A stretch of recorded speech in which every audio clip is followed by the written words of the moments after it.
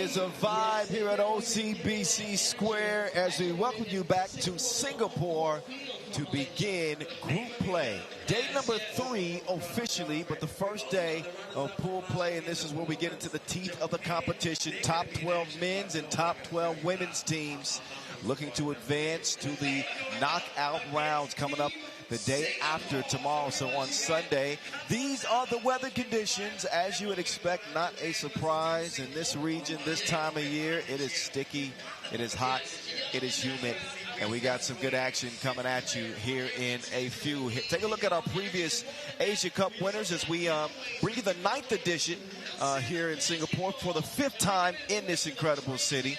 But all of those illustrious names, many of them look the same. That's because Australia have won 5 in the women's competition, and the men have taken 5 themselves. 2-time defending champs. Mongolia sprinkled in a couple, with Qatar winning the first one. That was the Asia Championships back in 2013. We'll see Qatar in competition today as they try to get back to the top of the mountain, so to speak.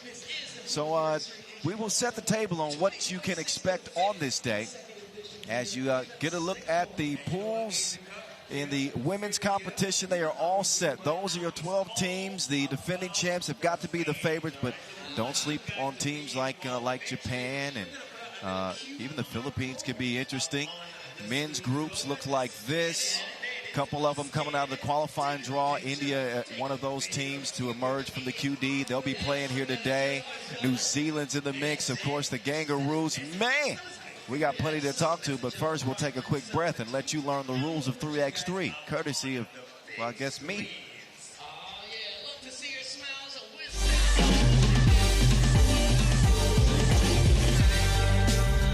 Yo, what's good? My name is Kyle Montgomery, aka the voice of 3x3. And if for some reason you still don't know the rules of 3x3, it is time to tap in. Class is officially in session. So on our half court, you've got 2 teams of 3 players with 1 additional substitute on the bench. Hey, what's up, sub? Can I check in?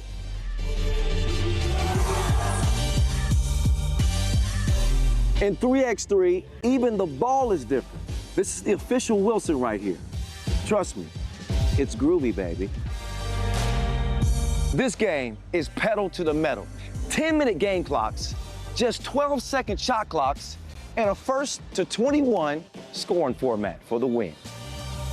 If a team doesn't score 21 points, all they have to do is outscore their opponent within 10 minutes. And you know we keep it street. In this game, we score by 1s and 2s. Anything inside the arc is worth 1. Anything outside of the arc is worth 2. Still got it. And this game is all gas, no brakes. Literally, after the opening check ball, play is continuous. Make or miss, offense turns to defense, just like that.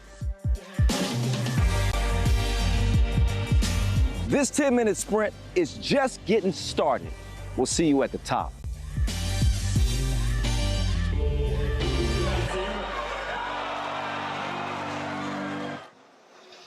All right, don't worry. I'm not going to quiz you. I'm going to take your word for it. You know the rules of 3x3 now. Now we just got to play the game. 12 games on the slate today as we will see the men in pools B and D and the women in A and C in action. You saw those some of those teams that will be playing today and some of the friendly faces that are here at OCBC Square. Get ready to take a look at the action. I'm going to bring in my partner, standing next to me, my sharpshooter. Yeah, my sharpshooter indeed, the Tsar, Angelo Takarakis. Day number 3. QD's out of the way. Yes. Now we get to the nitty-gritty, as they say. Tell me what you see when you look at men's Pool B. What I see is a team of Malaysia that has absolutely nothing to lose, everything to win. And when we're looking now at this first matchup against China, they're going to be against the defending finalist, and they'll have to play against the defending champ. So when you're coming into the main draw after escaping a very treacherous qualifying draw, then you literally play carefree. You play with your heart light. You play with your ambition to write history, to push mountains away, to try to keep your process of improvement, and nothing but positive things. It's a learning curve. We know that Malaysia is trying to make a push with 3x3. New management coming in, so it's going to be quite interesting to see the development. But for China, you need to watch out, because if Malaysia catches fire from deep, then the game can completely change. Without a doubt, yeah. And China will probably try to just bang people down, bang people up in the paint, under the rim, play physical. And it was kind of the recipe for success in last year's edition. But don't think that it's all about the grind under the cup. They also have the sweet guard play of Liu. And they have the ability to shoot it from deep as well. So I'm really looking forward to all these matchups that we're going to have today on day 3. And I'm excited to be by your side once again, brother. Let's do it. Indeed. Malaysia now taking the court in their black uniforms, ready to hoop with Cheng Fuang Zi, Xian Fu Ui, Jin Yang Chong, and Ting Hong Chun. Meantime, for China, they feature Shi Hao Han, Diang Lang Jiang, a longtime member of the national team, Ma Cheng Diang, and Quan Hao Liu. Yan Hao Liu, that I've had the opportunity to see grow in this game of 3x3. I remember his performance at the U23 World Cup back in Bucharest. So we're talking about a few years ago now. And he's making strides and joining now the senior team, the senior squad. Yeah. And that's always great to see when a federation builds its program up with the youth and keeps the same people around to lift the torch. Speaking of youth, you held a training clinic this morning, right? Yes, correct. So how'd that go? What were some of the principles that they learned from Nazar? Oh man, thank you for pointing that out. I had the opportunity to work with the U19 national teams, both men and women, this morning with Coach Seray Erdogan. And what I really want to point out is how important continuity is when you play 3x3. Thank you for the water, sir. You're really trying to make sure that players don't just end up watching or remain stagnant on the perimeter and let their teammates go to work, and then it's eventually their turn. You want to build chemistry. And at the end of the day, you have so many principles you can choose, you can build your program around. I think you need to go based on what personnel you have, but the most important for me, no matter who you're thinking, get the ball moving, get people attacking, and build the win as a team, as a unit. Don't just rely on one person. That, I think, helps you prevail in the end. I like it. I like it. Seeing they got the lessons this morning, and now I and our viewers get to learn from you throughout the day. Aren't we lucky? Although your predictions yesterday. So that's the mood you got today. No, I just wanted to, be honest with the viewers out there about, the picks yesterday. You were 7 for 7. I appreciate it. Okay, so I just want to keep it. He's worthy of being listened to. So you thought I was going to hate on you. Yes, Yeah, you thought I was going to hate on you, but I cut you some slack. All right, here we go. Neither one of these teams going to cut one another any slack. They're going at it and going hard to start day 3. Main draw. In your face, Kyle Montgomery, a.k.a. the voice of 3x3 in your ear, along with the czar, Angelo Sakarakis. Here we go. Off the opening miss, it's James getting to the rim, but missing on his opportunity. A lot of hands on that play, though. Yes, a little bit of a physical defensive stand. Little floaty off the glass, will not go. Well, as you know, the most important thing is consistency. As long as calls are made or not made the same way on both sides, then there is no complaining to be heard. Ball back up top, China. Assessing the Malaysian defense.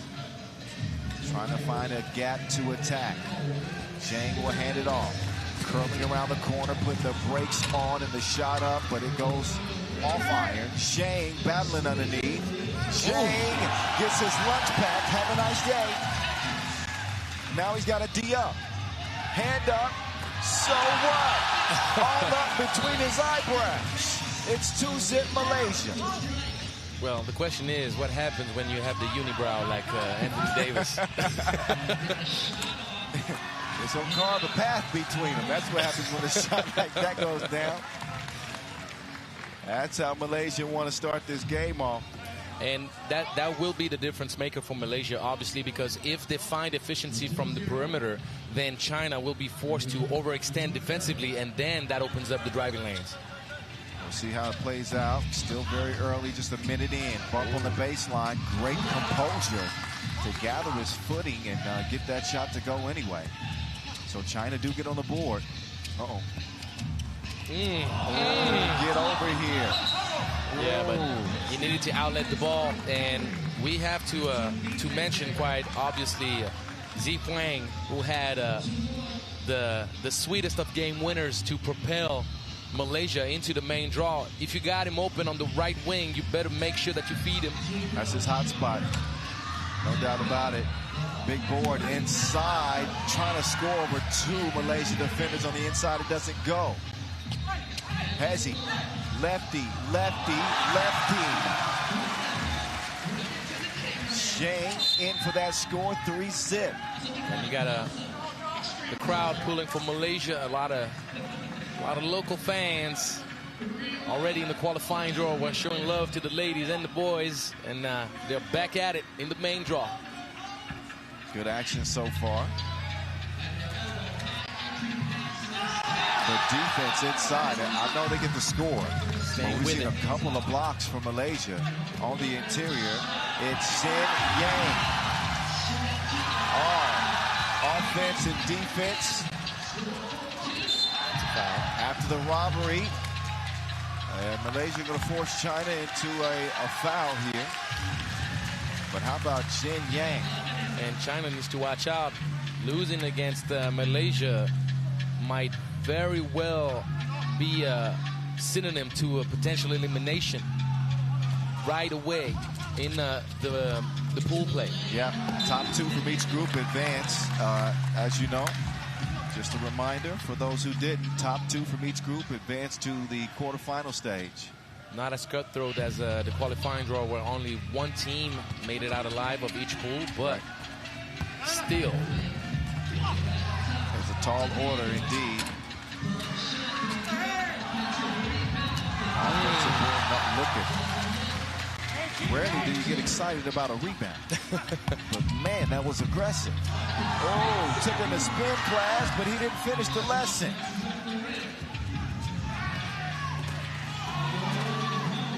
That's a big move. Yes.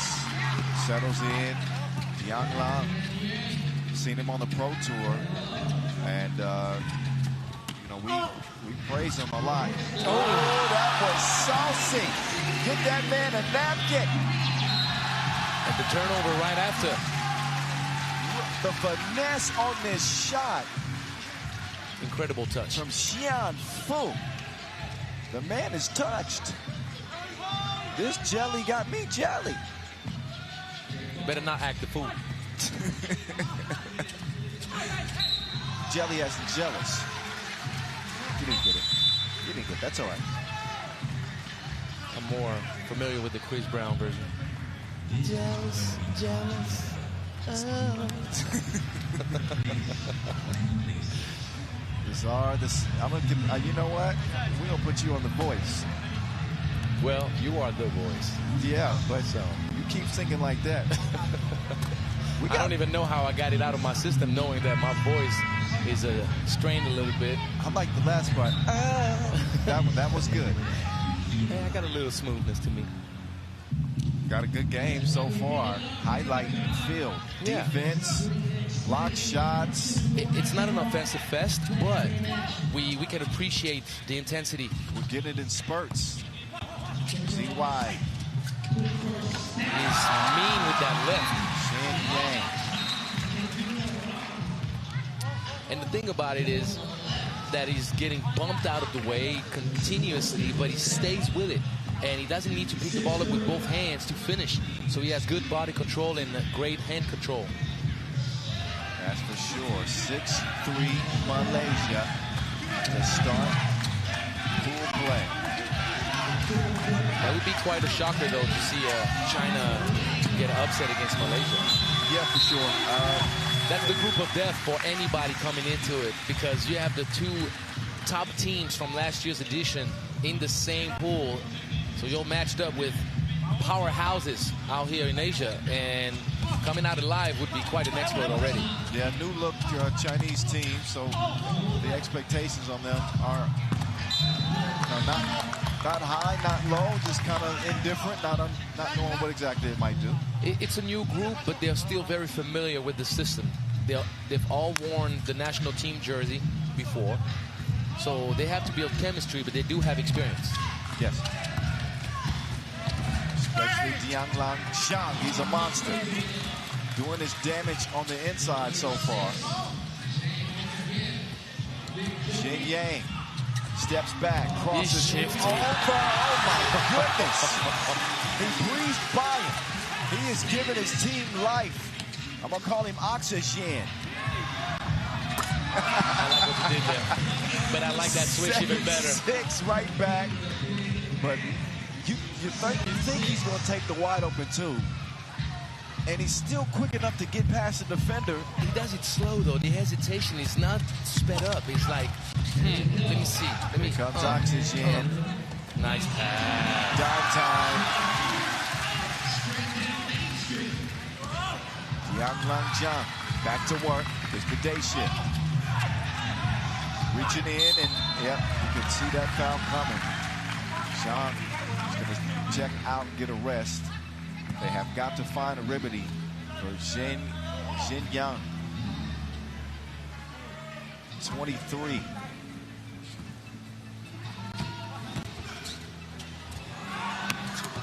That was a glass cracker. Yeah, it was a tough shot. Inside. And that one will go.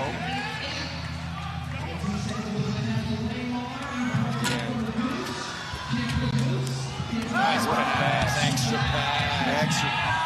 Come on. Sharing is caring. You got to love that.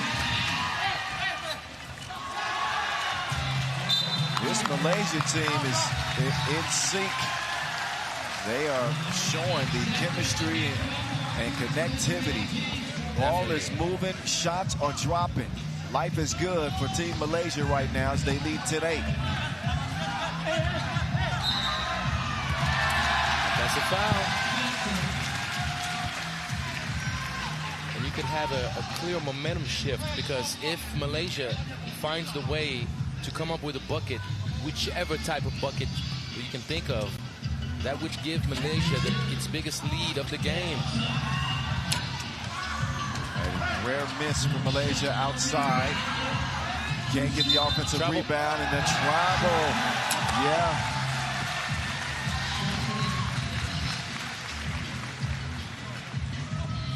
So matters only get worse for China.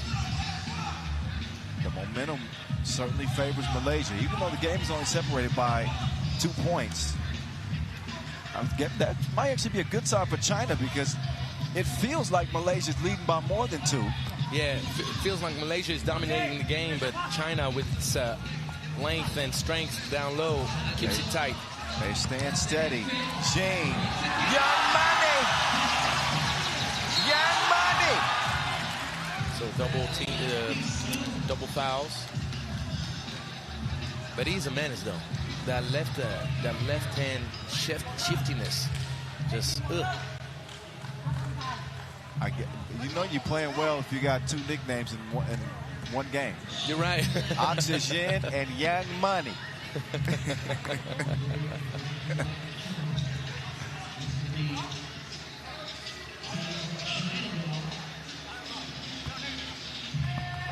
Here we go. Malaysia only advanced their lead by 1, 11-8. China can take that down. As that 2 is nothing but, you know what, Queen Hao Liu. Baseline drive, that's tough. That's grown man business right there. It is. Put the kids to bed. Shang can do that too. No need in complaining to the officials. That ain't gonna save you. Yeah, definitely. Dale, not to be the kind to be influenced by a stare. The man is from New Zealand. No. I mean, come on. Yeah. he ready for that smoke.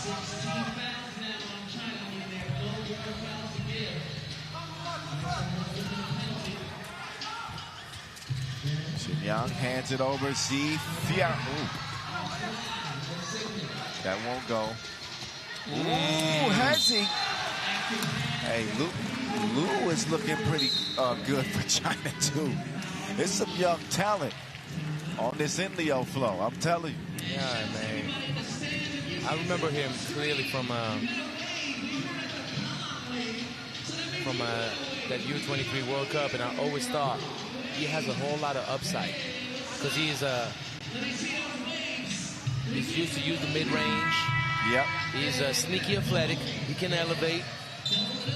He's definitely not shy to pull the trigger from deep, and has found some nice efficiency. And he's a big factor right now for China to stay in the hunt. Looking to get this thing up top now from the logo. They will operate 2-1 advantage for a moment. Comes up empty initially, but an offensive rebound will preserve an opportunity here for China. Liu for two. High rebound, comes back to Liu. Oh, lost it a little bit too far, out of reach.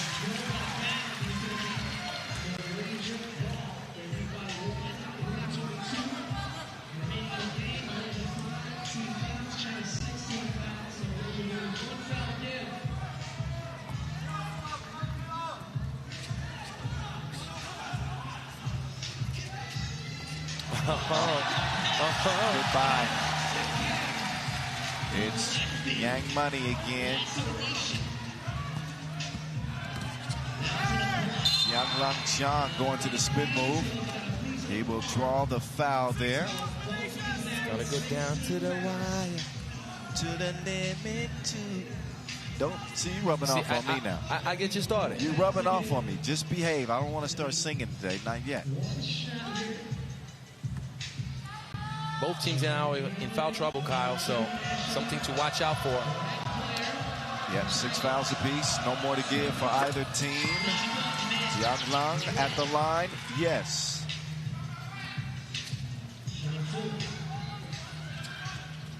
Jiang Fu. Nice play. So China just steady. Oh, caught him slipping. Clean up on aisle 2.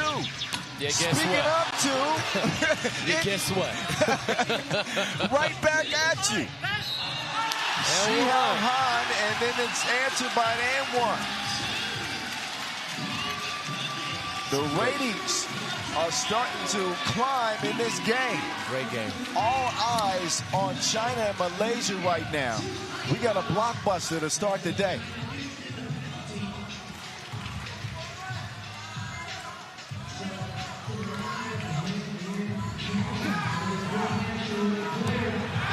Could that be the potential three-point play? Maybe we're going to settle for a two-point play, which is better than a single bucket. But good luck to whoever can tell you who will walk away a winner in this matchup for game 1. Yang Fu splashes the second. China breathing on the neck of Malaysia right now. 16-15. Liu, risky pass, finds his way back to him. Just the luck of the bounce that time. Benefiting Liu. Oh, get it out! Hey, Big Ma. block, Ma. Hey, Ma. Ooh! I told you about Liu, didn't I? I did. And then a bad miss after Liu. What a save. This is a crazy game. What a game. Can you imagine Chang Fu hitting this one out? Liu with the miss, but don't worry. Hey, Ma got his back.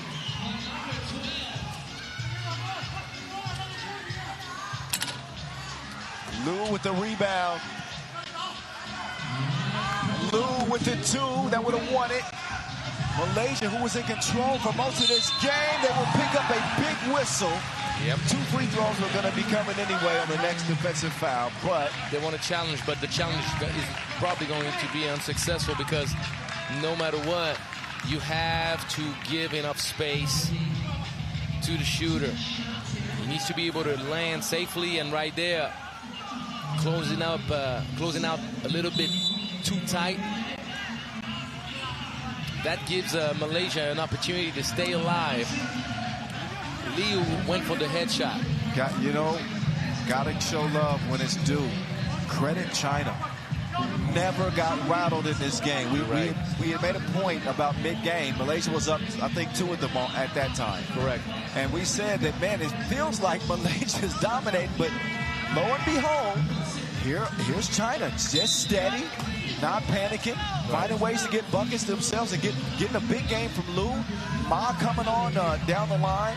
It was Diang Langjiang who kind of set the tempo for him early, being consistent. Yeah. And here they are, lead 19-16. It's a funny game. Missing free throws right now is the worst thing that could happen for Malaysia. And we have a clear X factor for both squads, and it's all about the guard play. Even though in the paint, China had some very strong performances from Ma and Zhang.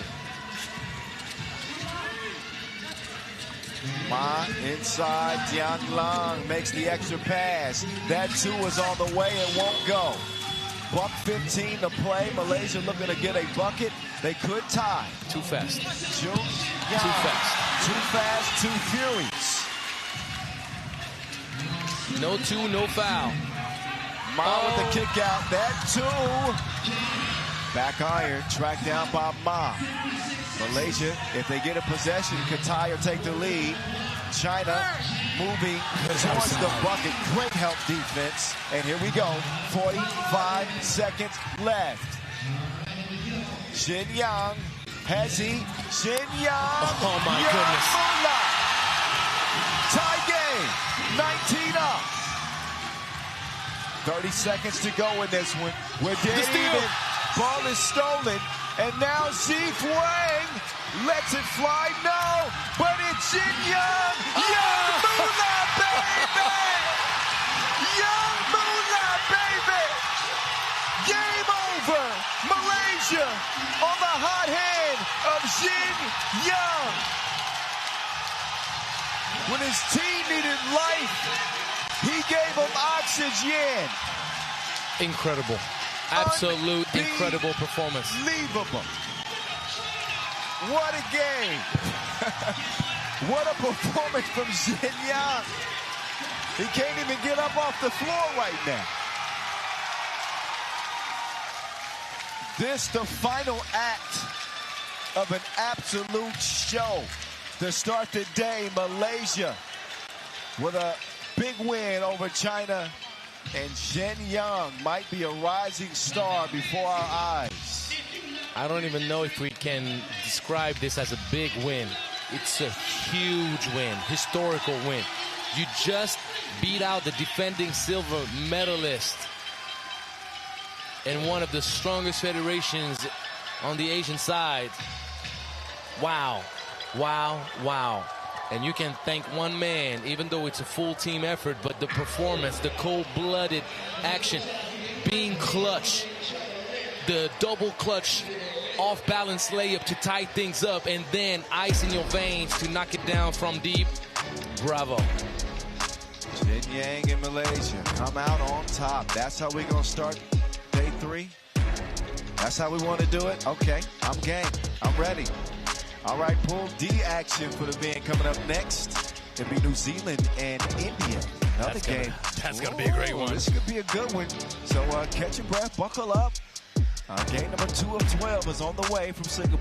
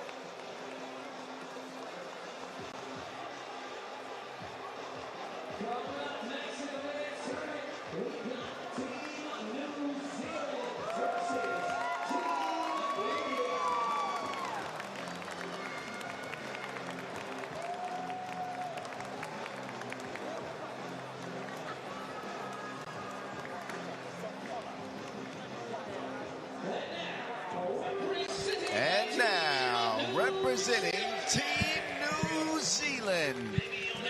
2-point nation, stand up. To Tui Nation, stand up.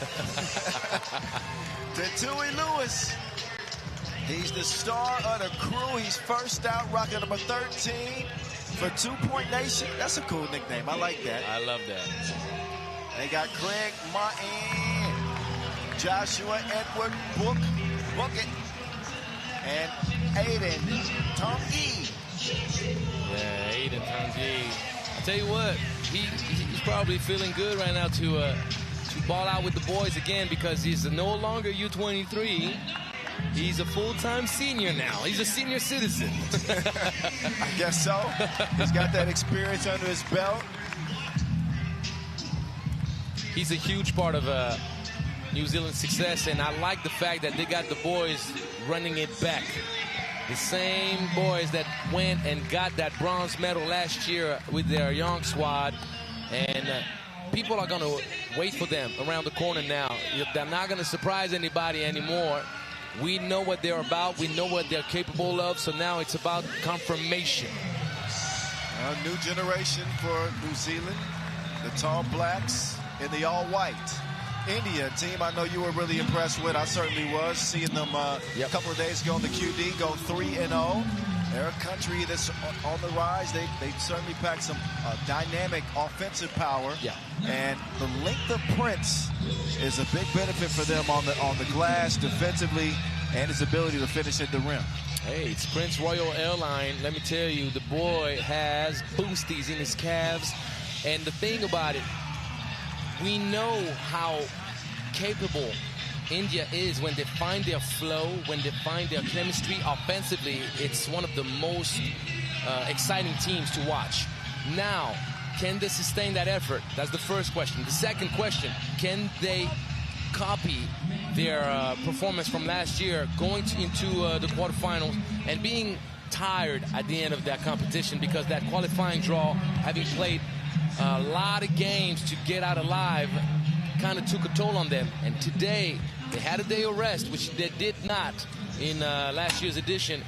And they also have the experience running the exact same squad for a new edition of this Asia Cup. And this group is one of the most exciting groups to follow, because we're having a bunch of teams that will launch from deep, play fast, play hard defense, can come up with great highlights. You can have some dunks, you can have some putbacks, some blocks. Oh, yeah. And once again, I'm keeping an eye out on India, because if they come out strong in this group, watch out in the knockout round. Yeah, great potential in this game. If you're, you're one of those highlight hawkers, you like to watch the highlights, we could have some top 5 nominees in this one. A lot of athleticism. And looking forward to this 10-minute sprint. Just saw a really good one come down to the wire. Malaysia topping China. And now we swing things over to men's Pool D to see what they will bring.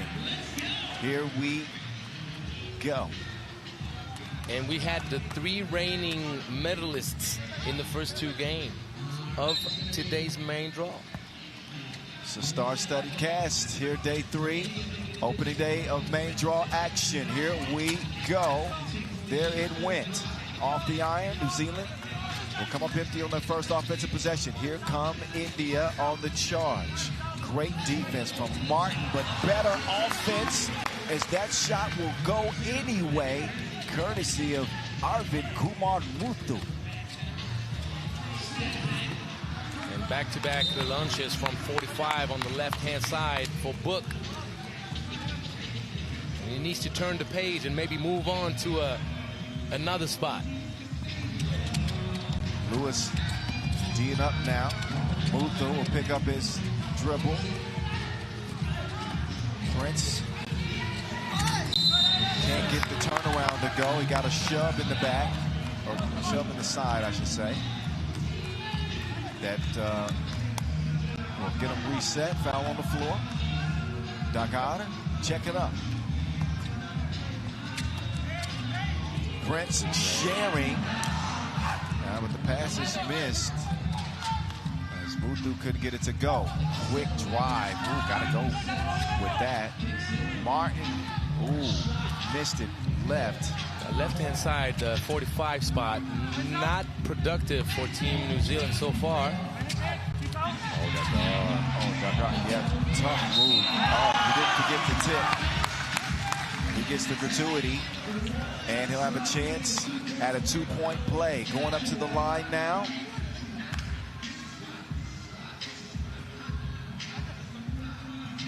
And Dagard, remember last year, the first several games they played, he was the primary weapon in their arsenal. He cooled off as the tournament went on. And he got tired. Yeah. He got tired. It was quite obvious, but he was a baller shot caller for sure. Tatui for the Tatu. 2-point nation on the board. And Tunji, layup line for him. We're dead even, 3 apiece. Just like that. Too fast, too furious. You're right about that. And he can drive either left or right. Finish with either hand. That looked like a B-boy move. Hey, Book with some Harlem Globetrotter handles. Impressive. I never heard of the Globetrotters. That new league? I kid. 4-3. Tatui wants another one. And that time it won't go for Lewis. India remained in front by 1. 2 minutes into our second game of the day. Turn around, step through. He's a bad Muthu Krishnan with the composure. He did not lose sight of having his footwork right. I was just about to say, is he taking ill-advised shots? That's his third 2 attempt of the game. He's 2 for 3. We have to understand who we're talking about, because some players may be looked upon as being chucking up bad shots if they were taking those. Not him. This is his shot. He did it last year. Why would you think they would change that now? From deep, it won't go. A lot of contact on the inside. As expected, it's Tatui Lewis leading the way for the Tall Blacks. 5-5 tie. He's got 4 points by himself. The kid is like that.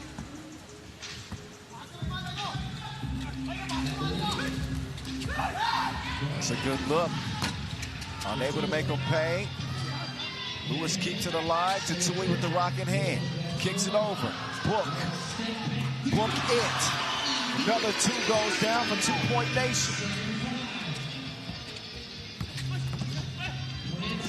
Got to find a way to pass it a little bit softer,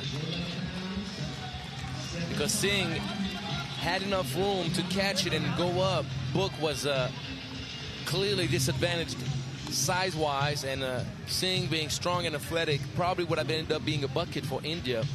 But what you got to appreciate with how New Zealand plays defense right now, they are trying to contest every single movement that India makes. You want to cut to the basket? No. You want to move around? No. If you're running to get open, we're going to follow you and hug it out all the way to the logo. And that is quite impressive, because India is a team with a lot of individual talent, so you're forcing them to work real hard. Martin from outside, that was broke. Rebound comes back to him. Book will lose the handle on it, and they run out of time.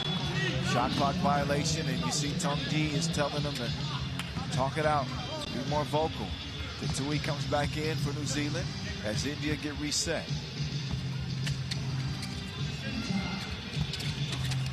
Dagon gives it up. Prince. The fresh Prince got his cookies took. Good hands.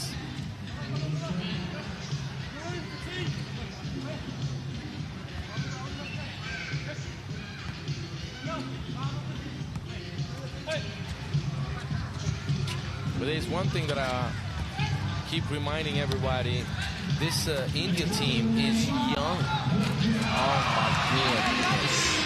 Tui. Lewis is on a heater. Yes. He found his groove. The guard forcing, and the ball will return in the hands of the two-point nation, New Zealand. Don't forget, Kyle, you have 3 U23 players for Team India right now. The most experienced one is Muthu Krishnan. But the future is bright. Good execution. And switching hands was the right idea. Yeah. Because Prince took flight. Prince will miss. Tui flies in. He's going to draw a whistle.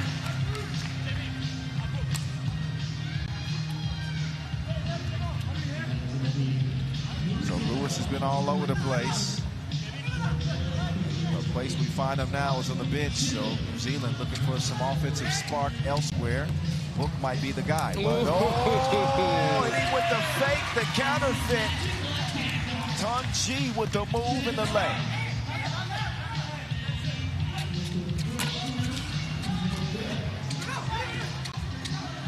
So right now, New Zealand on a run right now. 10-5. This was a 5-5 game. And thanks to some of the fireworks from Tui and Tongji chipping in there. Book with a 2 as well. They now lead it 10-5. Approaching the midway point. Singh, tough shot. India finding very few good looks. Every bucket, they are under duress. Yeah, they're under duress. And the most important thing, they're condemned to play one-on-one. That's all they can do. That's a foul. Singh, caught by patrol. But they're playing successive possessions of one-on-one, one-on-one, one-on-one. That burns up your energy. That's number one. Number two, the quality of the shots is not good enough for you to keep up.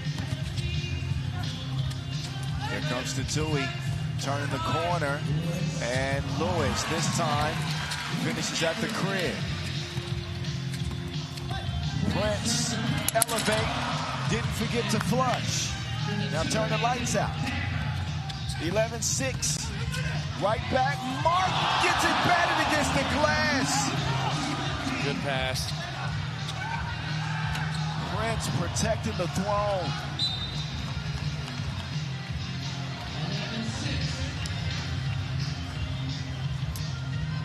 India still not out of this. Obviously, a whole lot of 3x3 left to play. We haven't reached the second TV timeout point, but New Zealand is more impressive than anything defensively in this game. It's Lewis, up fake, drive, kick. Book runs out of time. Too unselfish. Exactly what I was thinking. Tui's been cooking. Put that ball up. I'm not mad at the idea of trying to mix things up. Well, either take the mid-range shot right, but that extra pass is what kills you. You got to keep in mind that 12 seconds at all times. Muthu. Step back won't go. Singh will elevate inside. Martin, 2-ball corner. No. Martin looking like Brahman from deep right now. Martin is getting after it. You said Brahman? From deep, yeah. Oh, wait a minute. So Brahman from the 5th floor? From the 5th floor. Book, he's going to get New Zealand going. Back to Martin. A little bit of theatrics on the pass reception. Oh, man. Tui. Underneath, won't go. Kicks it out. Martin waiting for his opportunity to shoot, but he will miss fire. 11-7 contest. We're having some fun in this one. Yeah. The voice of 3x3, at 3x3 The Voice, that's me. Kyle Montgomery and the Czar, Angelo Sakarakis. So, what's your IG? In _Czar, _Graham. Yes, that's right. You're going to have to deal with us all weekend. You surely will have to. But what a start to the day. We had a nail-biter game one, and here we go. Got a good one between New Zealand and, well... It's a good one because if you're looking at the details, you can appreciate what's being shown to you by New Zealand defensively, particularly. And don't say it's a simple. It was billed as a marquee game. Right. It hasn't quite lived up to it yet on India's part. New Zealand looked great, but India have had some struggles. Definitely, but the struggles are directly linked to New Zealand's defensive performance. Martin up to the line. Also, something to make note of is that India had the 6th foul, so no more to give. Using the glass, why not? Goes off the square. Prince taking it at to Tui, and a foul on the wrist that puts Prince on the line.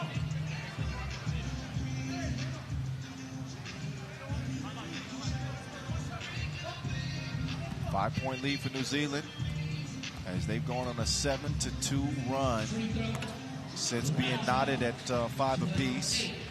Make that 7-3 run. Here we go. India not out of this thing unless they get caught up slipping. And this could be a great turnout with the ball earned right back before the 3-minute mark for New Zealand. Slowly but surely they're building up their lead.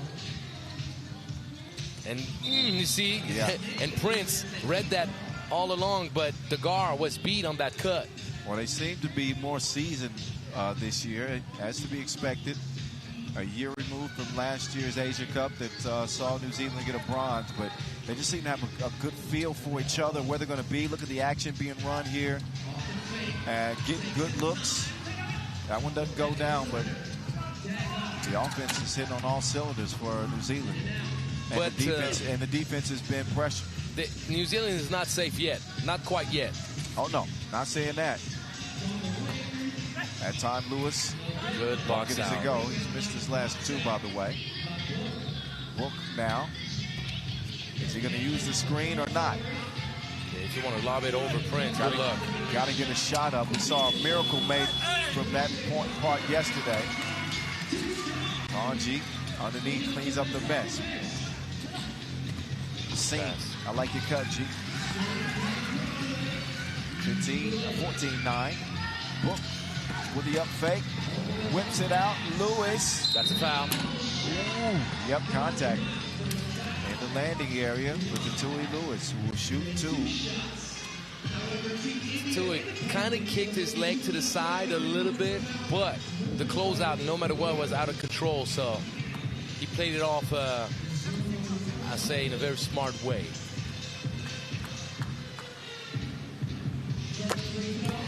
Nothing but you know what at the line. That's a great first game for New Zealand. They understand that winning your first pool game usually gets you 8 to 9 toes in the knockout round. Yeah. And Right. if you win with a big difference, then in case of a 3-way tie, you pretty much already knocking out whoever you beat with that big difference. Right now, they're 7 toes in front of India. 16-9 and under $2 to go in this one. G will do the honors to get the ball checked from the logo. India in foul trouble as well? Oh, yeah. Martin has not seen a shot he didn't like. Just hadn't liked him back yet from long range. G is going to get called for the travel. And no argument there. Tunji's a tough cookie, man. He does not complain to the referees, nothing. Tunji, he just looks like a police officer. That Doesn't he look like a sergeant? Yes, that little mustache. He looks like a sergeant. He's the guy that pulls up to your driver's side window and says, "Do you know how fast you were going? Do you know why I pulled you over?" No, sir. That mustache has got me afraid. But he's also the kind that looks like he will give you a pass. Yeah. You know, like, all right, buddy, just be careful next time. Right, be careful next time. Yeah, Sergeant Tunji, that's it. He also looks like the perfect son-in-law. Model citizen. Yes. Which he is, by the way. Yes. Good guy. And a good game for his team, for sure. I love Aiden. Just have to. Nice pass. What a delivery. Is that going to be too little too late, though? It's a 3-possession lead now. This game is not fully safe for New Zealand. Make no mistake about it, but Book can book it with a 2. He does not that time.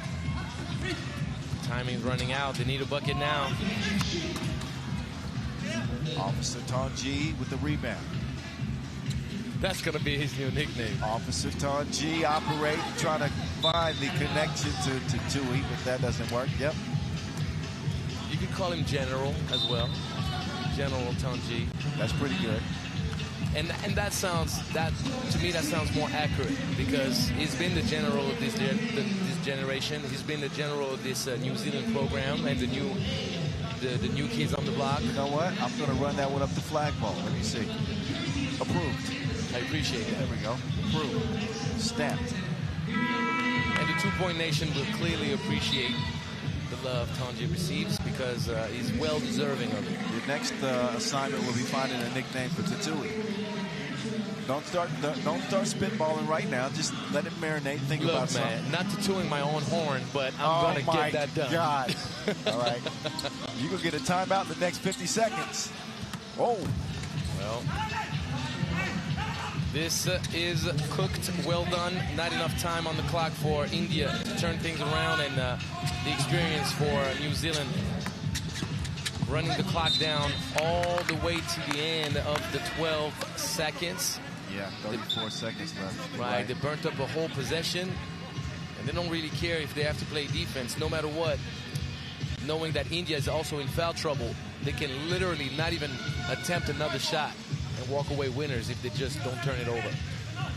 It would take a miracle of huge proportions, right? Yeah. Steal, 2, turnover, yeah. And then N1. Ball did not touch the rim no matter what. Shot clock violation. Yeah, give him back to India.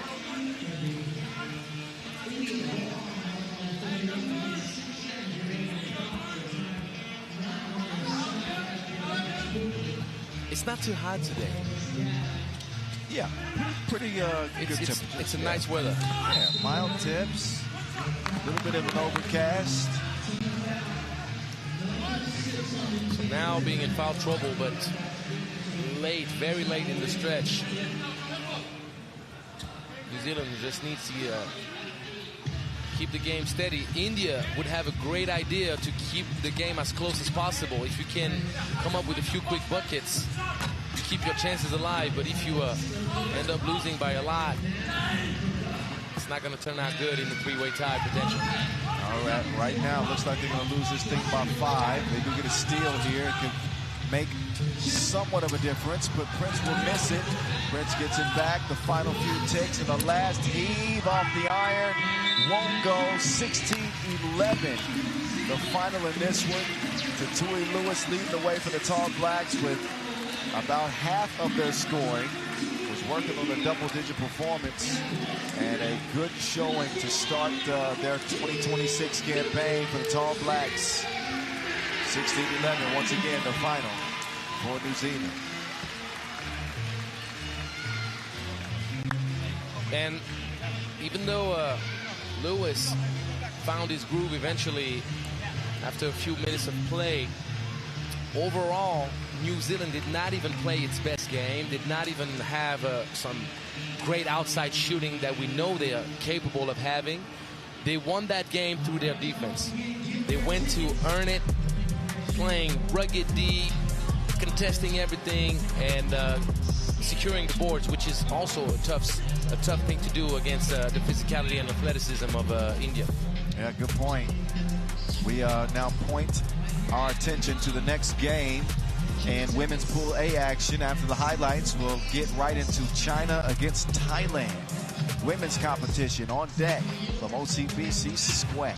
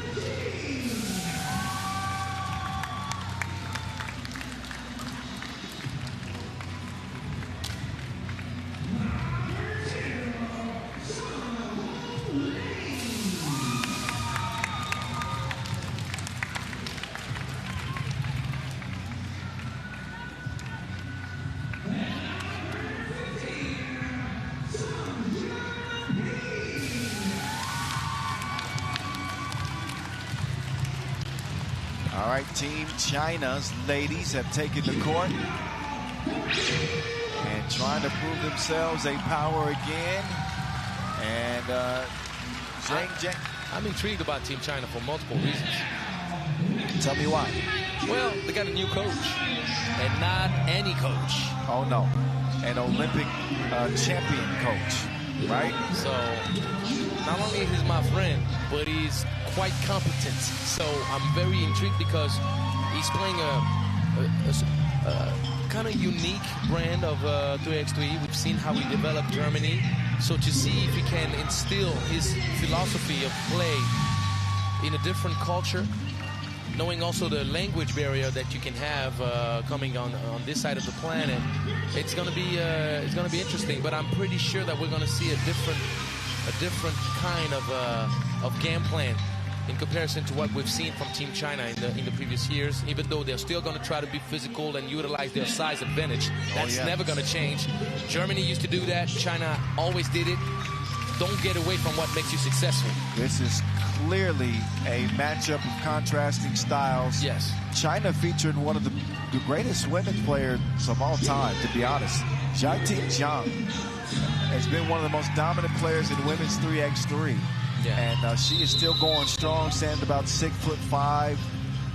You know, but it's a well-balanced team. Wang Leijiang is also a problem. Xiang Pinjiang, she's had her moment as a star too. Definitely. And then you have Gana Jing, who is not as proven as the rest, but this is a veteran China team, and they are the 1 seed.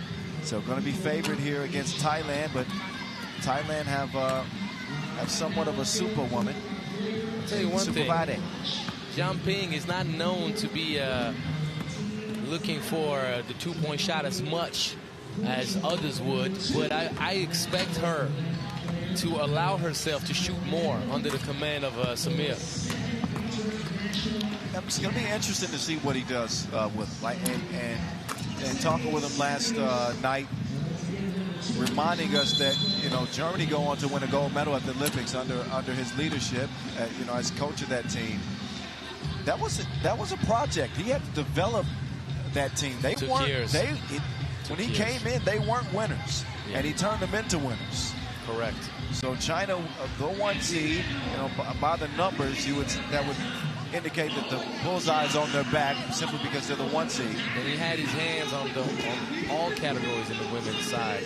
He went to the Europe Cup with the U17s. He did the Nations League. He was hands on everything concerning the development of the women's program, and I feel very confident that things are going to turn out pretty good for him. I wish him the best, but I'm also intrigued, Kyle, with this Thailand team that last year at the Champions Cup beat Team France, and that was a huge upset. Oh man, you're going to make the people in France mad, remind them about that. What's wrong with you? Well, I'm a historian of the game. I have to mention those things. Chuan tied up with the rock. Crossover, snatch, step through, expose. Couldn't get the layup to go. They're going to get it down low. And so strong. Jiating Zhang. You can't ZZ on ZZ. She will dominate you. Back down to Zhang. Now she's going to show off the short-range game. I told you. Why get away from what makes you so good? Olympic pedigree on the floor for China. Jiating Zhang headed it off. The miss is recovered, but Wang Lai couldn't get it to go. Yeah, she kind of lost her footing.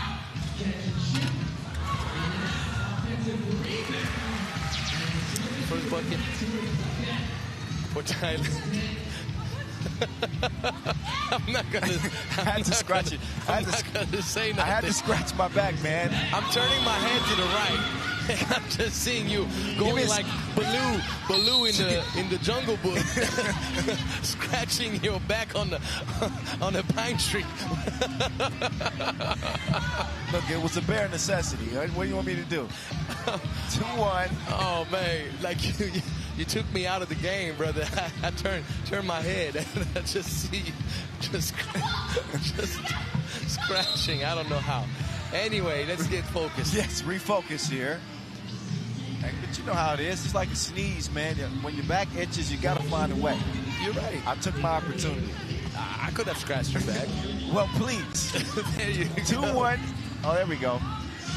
Super Vadi from Tulane won't go. I'm Mowgli now. Okay. That's what you're saying. I'm Thank Mowgli. you, Mowgli. Huh? Thank you. There you go. Jai Ting, that time left it short. Bit short. The only concern with, you know what Zhang is going to bring offensively is how she's able to defend on the perimeter. I think that'll be a question against a team like Thailand. Of course. Whose, biggest asset is probably going to be their speed. And shooting. Yeah, speed and shooting, but I think it starts with speed to break down the defense and lead to those open shots. Yeah, I agree. But if you impact players early and you bump them out their way and you contest everything, they get tired, and at some point they might even give up trying to get to that physical matchup. Right about that. Jiang Ping from the mid-range, won't go. Zhang inside. She is just overpowering and towering over any Thailand player trying to defend it. Cross. That's a great pass. Whipped out. Great look. Shot won't fall, however. Back in China's possession. Repost. Down low to guess who? I want to say who else. That was actually Jai Ting Zhang is out. I was confused. It was no, but it's copy pasting the pain. Yeah, Jiang Ping. Either matchup is just a nightmare for Thailand down low. There's Jiang Ping swinging it over to Jai Ting. Down to Jiang Ping. She gets that one batted underneath. Ooh, that's bag work. Bag work only counts if you make the bucket. That's right, got to finish the job. Good pass. Jai Ting, great patience. Oh! It's the layup. She's holding her, it's like her left wristband. wrist. Yeah, the wristband.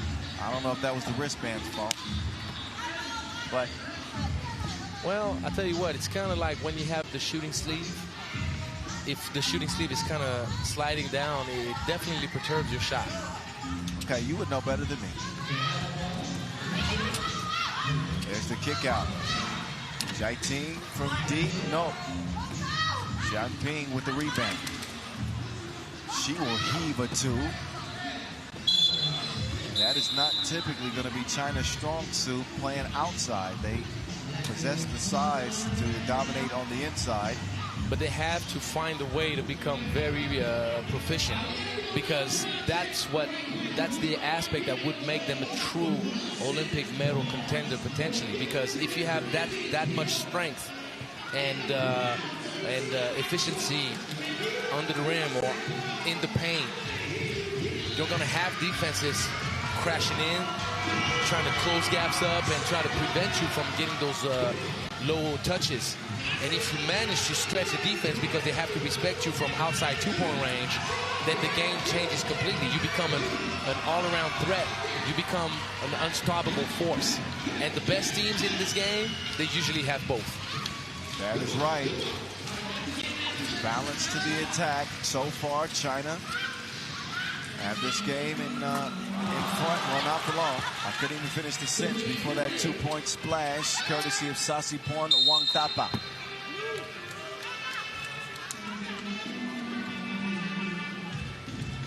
We haven't talked about Wangtapa's ability enough as the ball handler and the orchestrator of the offense.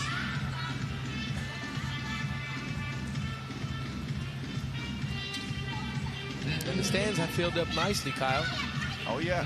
Good crowd out here. Jai Ting Zhang.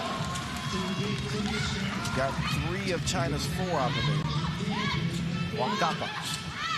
Oh, lost the handle that time. And let's not forget, Thailand has had an opportunity already to compete at the Asia Cup. Champions Cup. The Champions Cup, forgive me.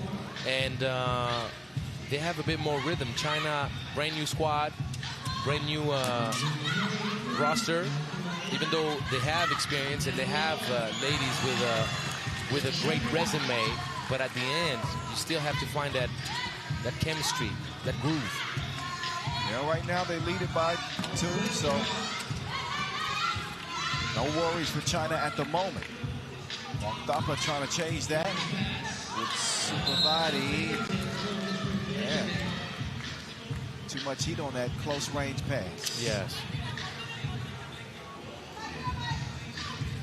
4 minutes eclipsed. And a low score here, game number 3 of day number 3. The voice in the czar, rocking with you. Jiang Ping to Jai Ting. They seem to be relying on Jai Ting for everything. They want her to shoot inside, outside.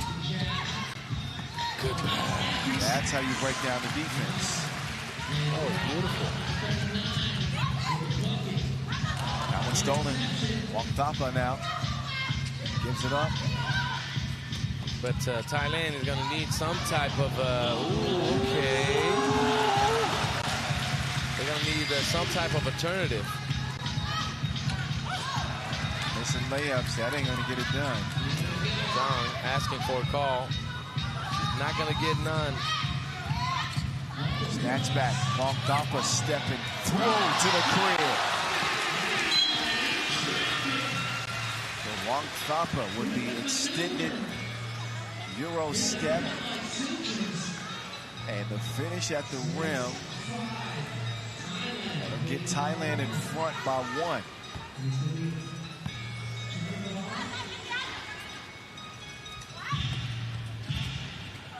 Two ball on the way, bottoms from the right wing.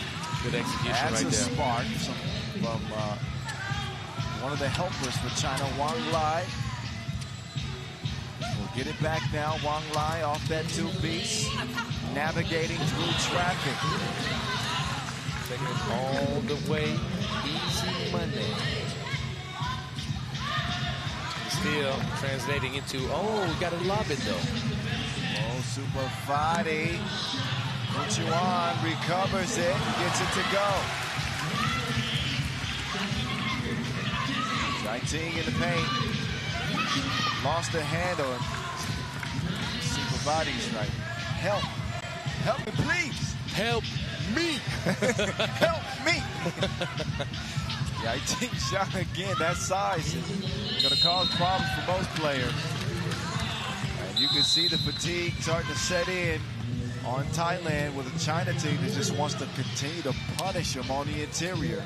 9-7 into the media timeout. No reason to get away from what makes you successful. Now, as you develop players, as you develop a new philosophy, don't think for 1 second that China is not capable of knocking it down from deep, even though it's not as common. But if they find some type of touch, now it becomes nightmarish. It becomes too problematic because so much size and strength down low, which takes a toll on you. Are you going to have the legs to also close out on each shot? Probably not.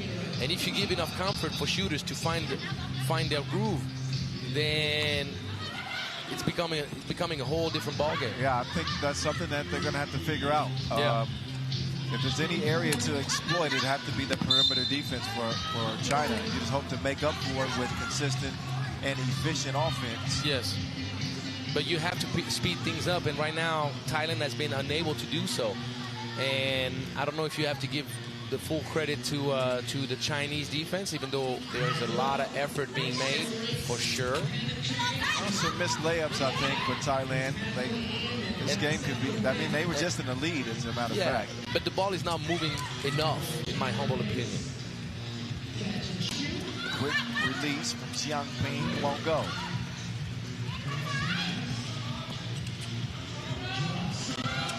Pull up, won't go for Raju Apsu. Also a familiar face on this Thailand national team roster. Slow on the closeout. When she starts knocking those down, Kyle, different play. Yeah. But she can. She's capable. Tough drive. Rajapaksa cannot get it to go.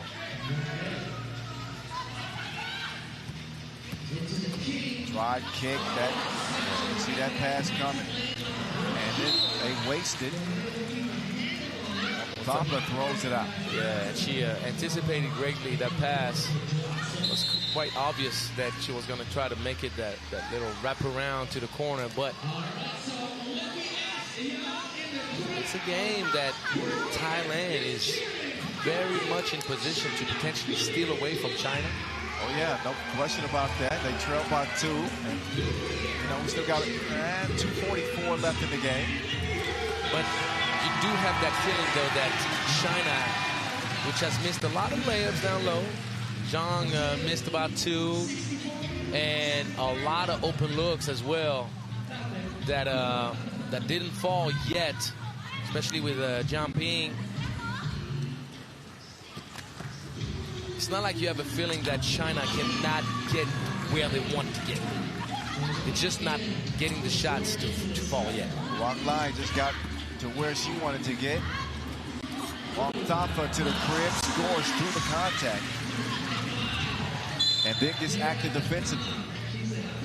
Still separated by 2 points. It's a 10-8 game. 2:24 left on the game clock.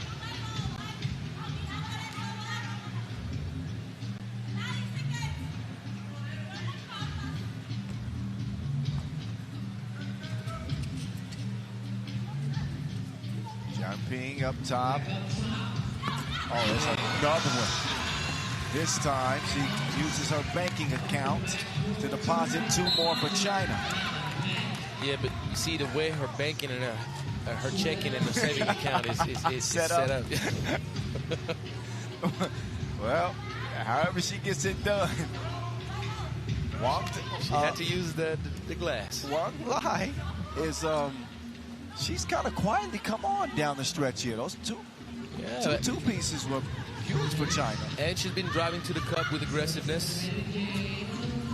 There you go. See, China knocking down 2s changes the whole deal. Back-to-back 2s, 6-point lead. Wow. Man, you should be a coach. Yeah, this game has turned on a dime. 14-9 now. Sukhumvati said, challenge. I challenge you, sir, to go check the monitor. Throws down the gauntlet, and official Quinn will go over and have a look at the scores table.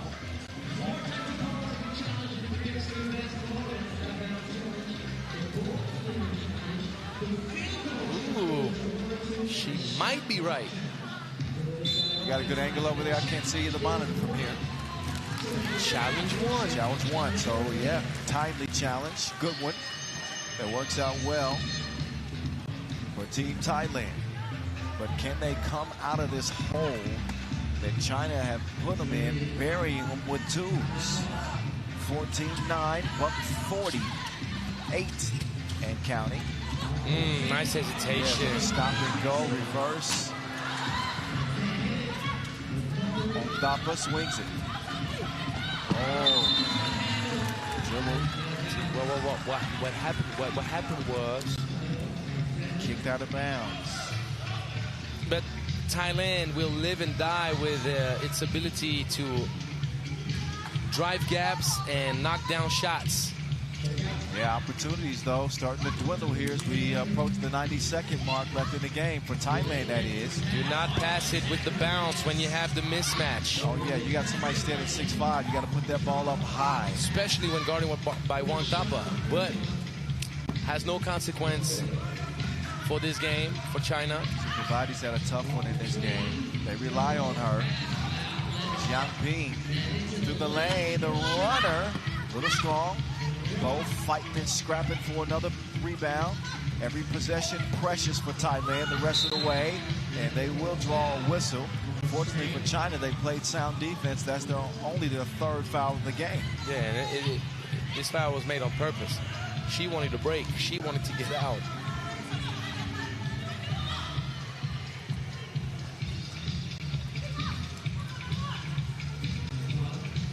Chuan kicks it up top. 2 ball will go down. That will give Thailand some life, some much-needed life.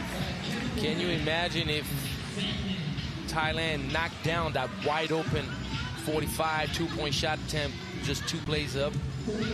Would have been a 1-point game. And that's what happens when you're dealing with a style of play that depends almost solely on your ability to knock down those long ranges. Well, trying to get right back to business. They go inside to Zhai Ting. Oh, there's a 2 from Superwoman.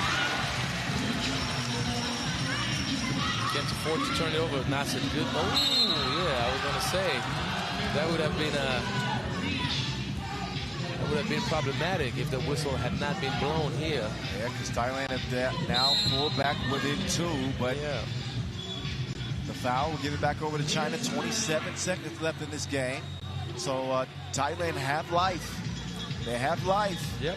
So what you want if you're Team China, run the clock down, bring the ball up close, count on Zhang to finish the job down low, put you up 3 with just over 1 possession left in the game. That puts you in a much safer spot. You can afford to foul on the drive, obviously, on the dribble, and you can do it another 3 times, which will reset the clock constantly. No need to rush. Just get it down low. That's good defense. That's great defense. Offensive rebound, though. Oh. That's the bucket that will probably win it for China here. What a tear Wang Lei has been put on. Broken up. Got to get a bucket here. Got to get it fast. Ball for 2. No. And that is going to do it for this one. 2. Just a couple of ticks left on the clock. And China are going to hold on. Yeah, China escapes. Valiant effort from Team Thailand, but not enough 2-point shot efficiency to take down mighty China.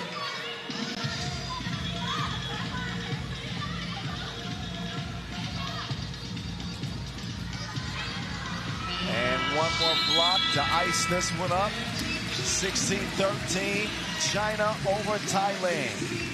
3 games in the books. A back and forth affair. Thailand makes a charge late, but China makes smart plays and really got it done on the inside with Zhai Ting Zhang leading the way. That'll do it. So after the highlights, we'll get a brief entertainment break. Next game scheduled for 16:25 local time, so about 10 minutes before check ball. Another women's competition, Japan and Singapore. Homestand in Singapore. This place is going to be live. You don't want to miss it. Coming your way in 10.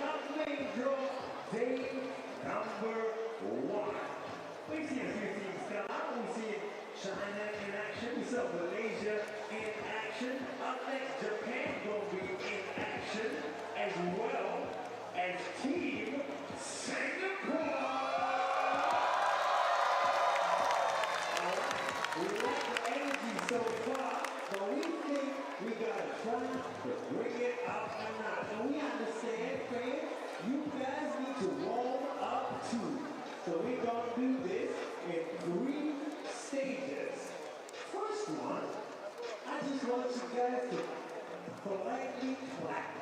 All right? Nice and easy applause, all right? Like you're watching a theater show. So Singapore, 3, 2, 1. How about some polite applause?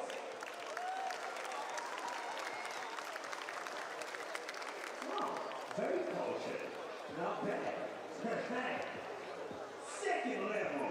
We're gonna go take it up a notch. I want a little bit of noise now, a little more rowdy, all right? 3, 2, 1, let me hear you. I like it. We're warming up. We're warming up. Stage 3, final boss. OCBC Square, Singapore coming out. I want you to go crazy for your hometown heroes. Ladies and gentlemen, I want to hear you roll in 3, 2, 1, let's go!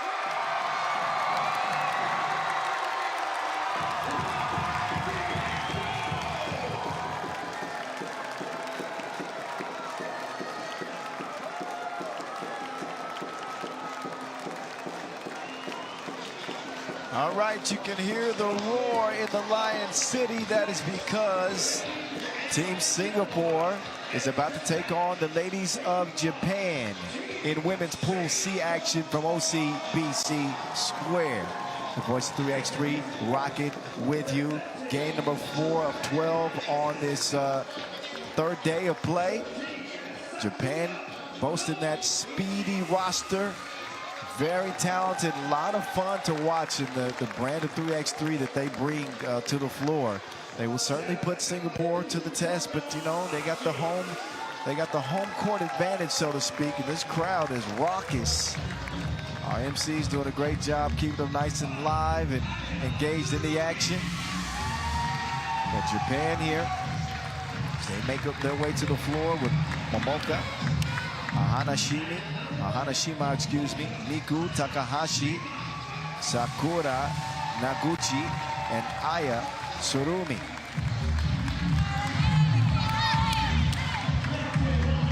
Good vibes for Team Japan. It's on the heels of our first ladies game of the day. China holding off a late charge by Thailand to get their first W. And again, the women in groups A and C on display today, as well as the men in groups B and D to open up main draw group play.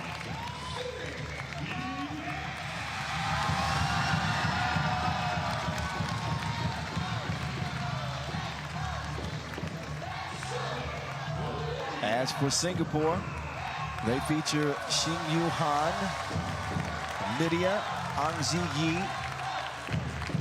Jermaine Lim Jia Ying, and Lai Hor Ying Matilda.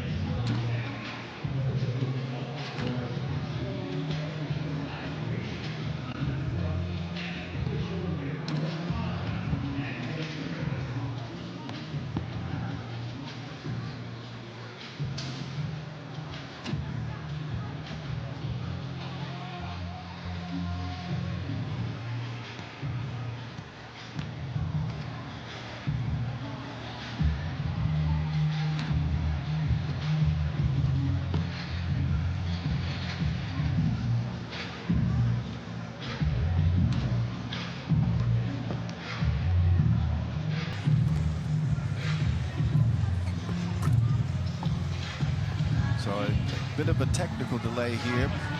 What's holding us up from getting this game underway. So please exercise some patience. I think we got that technical issue sorted out, so we're going to get to some ball here.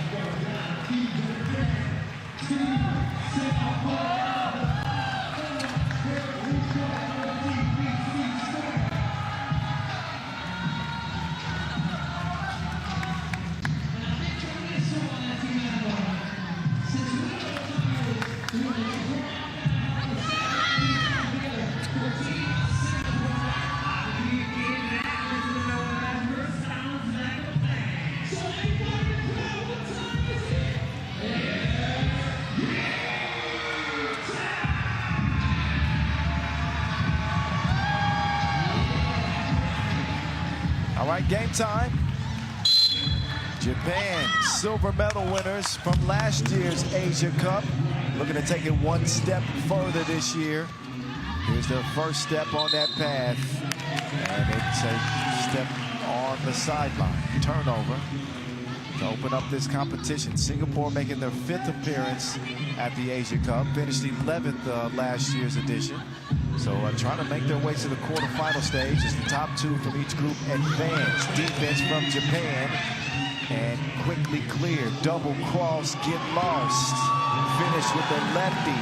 Plenty of finesse on that one. Nice way to start things off for Japan, courtesy of Sakura Noguchi. Right back at you. Fast drive, Jermaine in the lane.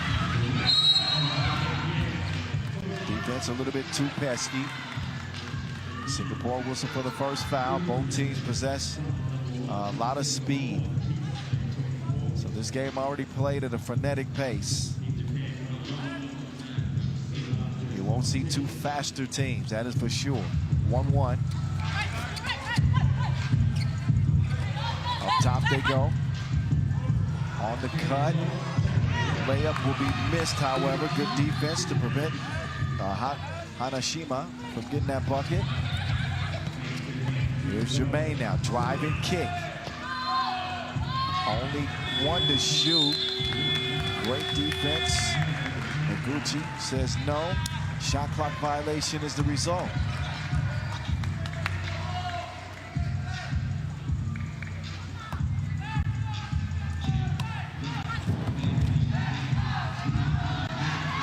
Nice up fake. Foul on the second attempt. So Hanashima shoot 1.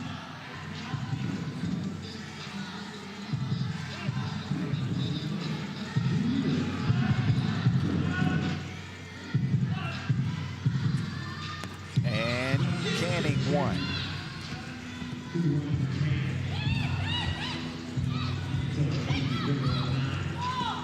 Getting around the corner. So far, so good on the defensive end for Japan, as they'll find an open shooter, and that one is drained. Shreds the threads. Noguchi is Gucci.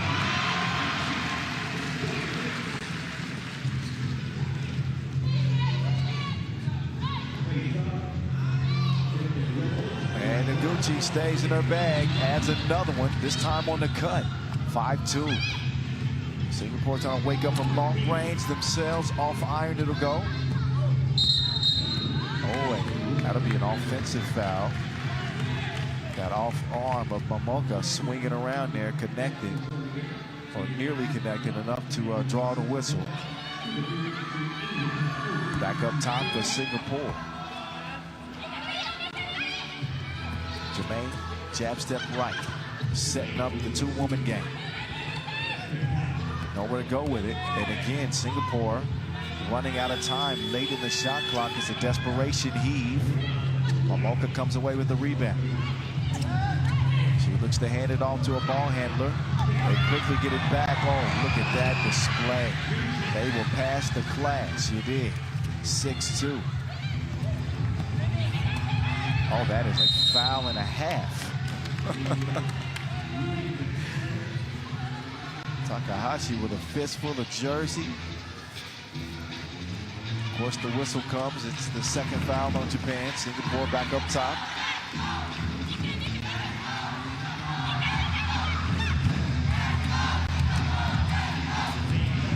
And settling into another 2 attempt. So Singapore's offense a little bit out of sync, not seeing a lot of action, a lot of ISO one-on-one, and ill-advised 2-point attempts. Reason they trail this game by 4 early. Plenty of time to get things turned around. See if this starts on the defensive end. Great adjustment at the rim, but the layup won't go. Offensive rebound gives them another chance. Japan here looking a little bit unsettled themselves. Oh. Nashima misses the layup and hits the deck hard. Seems to be okay. She'll laugh it off and head to the bench as Singapore will start from the logo, check ball, and trying to trim into this 4-point lead of Japan. Here we go. That's a good way to do it. Easy action. They find a wide open layup inside. Matilda delivers. From the logo, it won't go. Offensive rebound again. Singapore got to get a body on these Japanese players. Second chance opportunities could really hurt you. There's another. And Japan not capitalizing it, but they get yet another offensive rebound. So 3 consecutive misses and offensive rebounds. Eventually, they're going to put the round thing in the round thing. And that is what they do. Leaning heavily on the early efforts of Noguchi. She will extend the lead 7-3 into our first media timeout.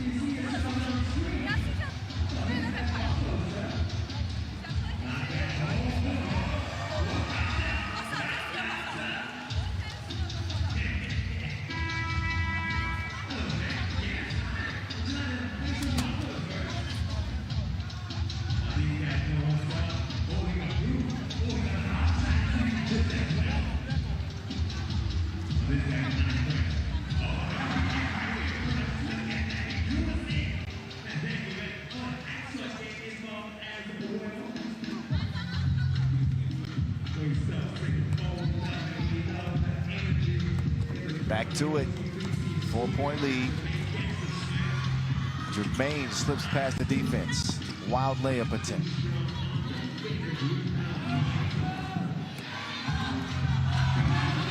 Japan with that 3-woman weave action.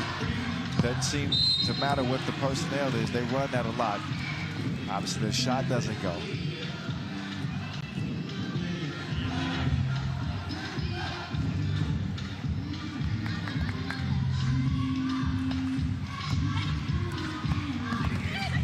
Singapore using that same attack. 3-woman weave, trying to find a hole in the defense or a mismatch in some way. That ball is kicked off of a red foot. Signal is Japan ball.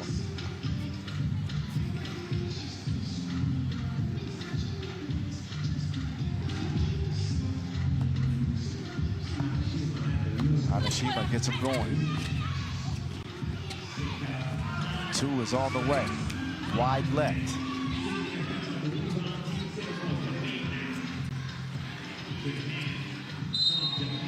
And that was deflected. The offensive woes have been glaring for Singapore early. Trying to get this thing turned around. Possession belongs to them. Oh, crazy shot. Oh, but kind of bailed out with a whistle. I'm not saying it wasn't a foul, but a bad foul on that kind of a shot. That puts Jermaine on the stripe.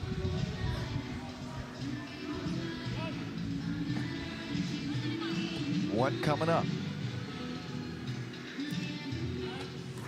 And she will cash it in. Nobody home, leave a message at the beat. Momoka doing almost all the scoring for Japan. And almost all the fouling. Okay, the second part's not true. But Japan do pick up another. They've got 4 fouls to go with 8 points. And have led this thing pretty comfortably through about 4 minutes of play. These are the opportunities that Singapore have to capitalize on. They get a look and finally see a 2-piece go down. That one courtesy of Lydia. Japan trying to answer right back. Can't do it, but Singapore within 2 now. And Azar's back. Yes, sir. With the smoothies. Media duties and smoothies. Media duties and smoothies. I'm not bad. That could be the motto. Well, you haven't missed much. Momoka has been killing for Japan. She's got most of their points. Singapore have had a tough time getting consistent offense, but they're starting to play with a little bit more vigor now. A little bit more vigor. And as always, the twos have been flying for Japan. They just haven't been falling that much. Of course. But it's interesting to see Team Singapore. I had the opportunity to see this morning after my clinic Steve Sir. And Steve Sir mentioned how improved and how tough Team Singapore is. The development of this program under the guidance of Coach Lazic makes it a game that you cannot simply scratch. Well, they're showing some life now. 10-7. So that's a good sign for Singapore. I think they could use this crowd getting a little bit louder. This has got to feel like the Lions Den. In the Lion City. Great crowd, as expected here. Again, the 5th time we've held the Asia Cup here in Singapore. Great turnouts each and every time. Setting up a 2-ball. Queued up from the corner pocket. It goes 12-7. That's a tough hit.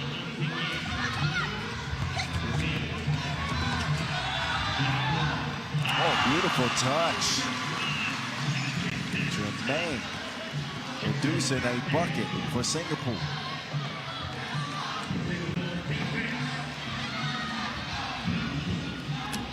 Quick release.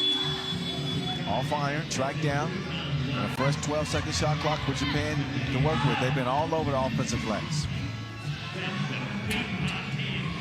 The rebound disparity has been glaring in this one.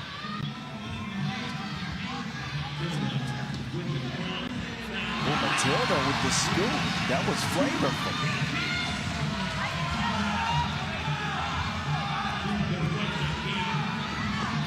Well, help defense on the drive. Tell you what, though, Japan can match up any team's speed at any time. That's the way they're built. That's the way their program has been designed.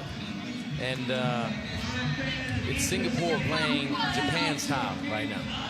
Yeah, and it's not that they're ill-built for it, because they're a speedy team themselves. I made the point at the beginning of this game. It's just their ability to finish and employing a consistent system. You know, there's been some possessions they've looked frantic, several shot clock violations, so they just haven't settled into the contest yet. Credit Japan, silver medal winners a year ago, and bringing back some of that talent from that 2025 roster. 4-point lead. Not safe.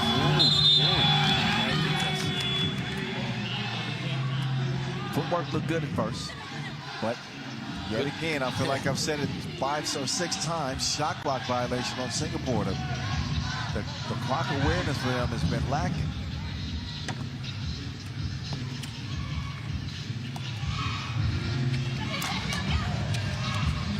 From deep, comes up short. Faked her out of her shoes and leads to the 2-ball. Mamma mia, Momoka.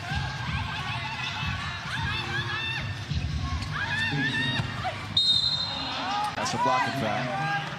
Momoka, flavorful like mocha.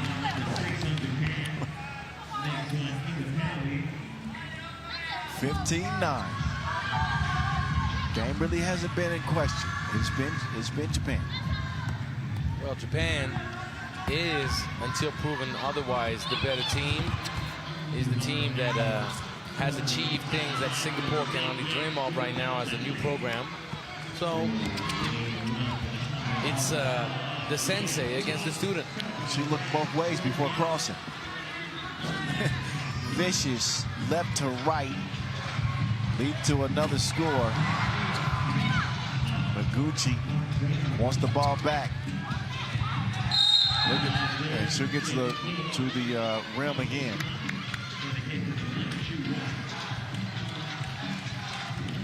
It's photo time. Victor Riba has come to take our picture. Thank you, Victor. Say cheese, Angelo.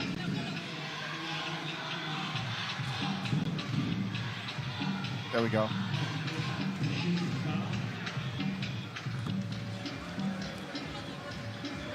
Free throw upcoming. And you had to put the glasses back on, huh? Well, you know. This has now gotten out of hand. Yes. That 2 goes and off of another offensive rebound, by the way, from the missed free throw. It has been a Noguchi and Hanashima show for Japan. You got to be proud of Gucci, the way she's been playing.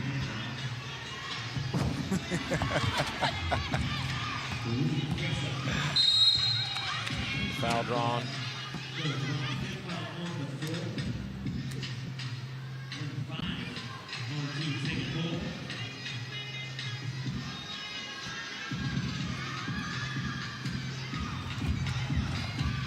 Nine-point advantage, Japan. A sprint to 3 for them. Make that 1. Now everybody's shooting that thing from deep. As usual with Team Japan, but the thing is they're going to keep running the system as we see Jermaine knocking it down from deep. Japan will run the system down until the wheels fall off. Yeah. And they'll live with the result. Oh, great composure. Gets her footing. And GG's indeed. Capped off by Hanashima, who had a heck of a game for Japan. And Singapore, not much of a fight in their opener here against Japan, losing this one going away as it finishes before the horn, 21-11, Japan.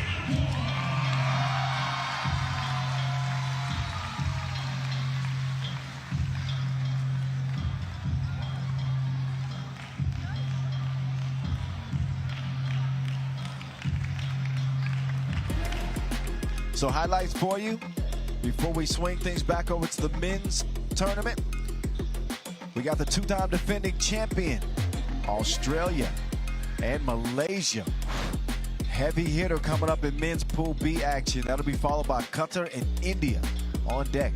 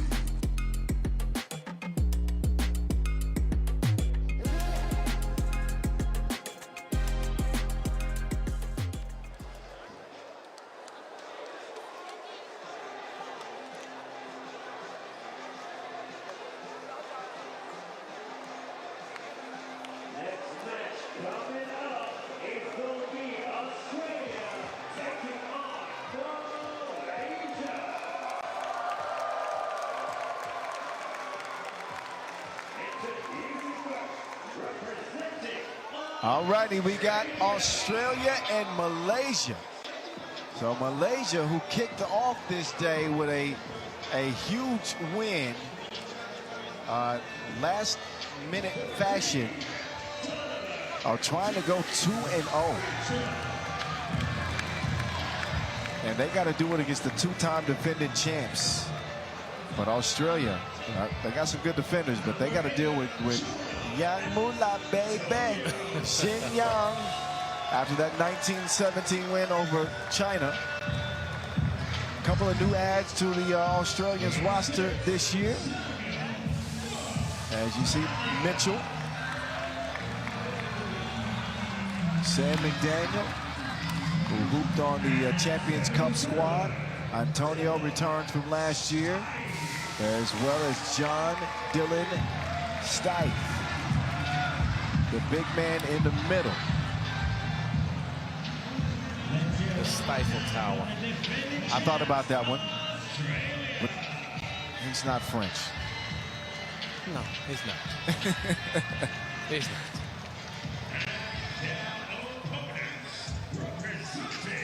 So Malaysia, the quicker team, relying upon their shooting. They obviously got the crowd behind them and the sizable Aussies. Yeah, I was going to say, they are the crowd's favorite for sure.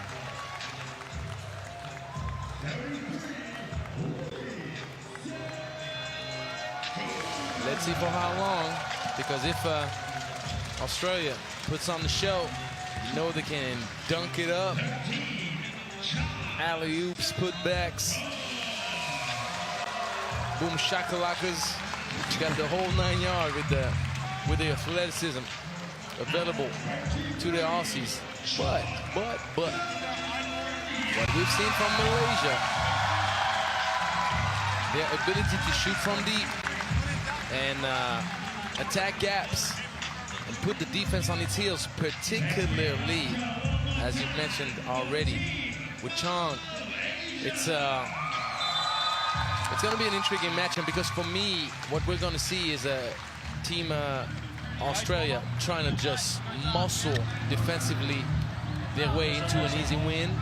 And obviously, they're going to look for the mismatches and the opportunities to come up with easy buckets. I agree. I think it comes down to one stat, and that is whether or not Malaysia can shoot it 35% or better from two. If they can do that, I think it gives them a chance. But I mean, you can look at the size advantage. I mean, 1 through 4, the Aussies got. I mean, most of Malaysia's roster come to these guys' shoulders. They can punish them. That's going to be an advantage for Australia on the glass, on the interior. Defensively, you would think so. Just being able to disrupt shots and contest shots from outside. So all the measurables point in Australia's favor. The only way that Malaysia, I think, can win it is, again, it's got to come down to that efficiency from beyond the arc. We'll find out. They're coming in hot. A confidence-building win to start the day again over China. And now they try to go 2-0 in this group. Here we go at 3x3 The Voice. That is me with the Czar, Angelo Sakarakis. Look at him crossing the street. Yang Mula starts the game, but they got a sharpshooter for the Kangaroos. Antonio. Saw him last year, played well. No Alex Higgins-Tisha this year. So again, a different looking roster for the Aussies. 2-ball coming, not going. Going down, that is. Mitchell. Oh, he will pull the trigger. Now the net's wet. He's a baller too. The talent is undeniable for Team Australia. The main thing is this: we're looking at the build, and we can clearly identify the height and size advantage for Team Australia. But I remember last year, especially in the women's bracket, when we ended up seeing Japan move all the way to the final game. The final ended up being a battle with Australia winning 21 to 17. Yep. And you've said it so many times on our broadcasts together, but the two-point shot is the great equalizer. And however strong you may be, however athletic you may be, if you don't do the job defensively and you allow your opponent to potentially find a way to come up with open looks, you find yourself in trouble, because now you got to cover both the speed on the drives and the ability to shoot from deep. Yeah, but you know, with that said, Australia have proven that they got gunners too. Yeah, that's right? true. So they've got two twos, Antonio with one and Mitchell with the other. So Donovan Mitchell, as he's making his debut and looking good. 6-3 advantage for Malaysia, for Australia rather. He took a week off from playing with James Harden Cavs too. The assassin Antonio with the thievery. He steps on the lines. He's got a couple of two balls. This is what he does. He is an absolute assassin. Straight shooter. Antonio getting a rest. So this is, I think it's going to be a two-point shooting contest. You would think it ain't no fun if the homies can't have none. First is Antonio, then it's Mitchell. Yeah, but Mitchell just put on the show. Australia have brought the militia. Is he trying to copy the style of Blanchfield, man? Is he trying to go and light it up from deep and just shout go out to Tom. town? Yeah, man, Blanchfield. I didn't forget, but man, he was incredible that year. Yeah. That just shooting that thing. See, but you know, with an unknown roster, Ad and Mitchell, I didn't know they was bringing a sharpshooter like this. Even Stipe trying to get big. Oh, don't do that. He's smaller than you. Big bang from Stipe. And that one out of reach of John Stipe. But Mitchell, as he heads to the bench, here I was saying that Australia was going to exercise the size advantage. They were going to feed it inside. They don't need to right now. No, they outgunned Malaysia, and I thought that was going to be Malaysia's advantage. I thought like Lil Willie. I don't know if it was their advantage, but that was their weapon. Because you cannot say that they have a clear advantage, because Australia can match up with anybody, even with the outside shooting right now. But defensively, we've seen what they can do against anybody. We've seen how they managed to slow down Ozawa last year. And yeah, but you know, this is atypical. This is not a typical Australia team. They have not been two-point shooting teams. They've been more balanced, but this is just a gunshot. Yeah, but it's just one game. I think they're a very balanced squad. They got two gunners and they got two strong providers in the paint. So it's pretty much as balanced as you can make it. They're swinging around the perimeter. Just target practice right now for the Kangaroos. And don't forget, Mitchell also hit them up with the post-up game early in the game. So he can do it all. We saw a glimpse, yep.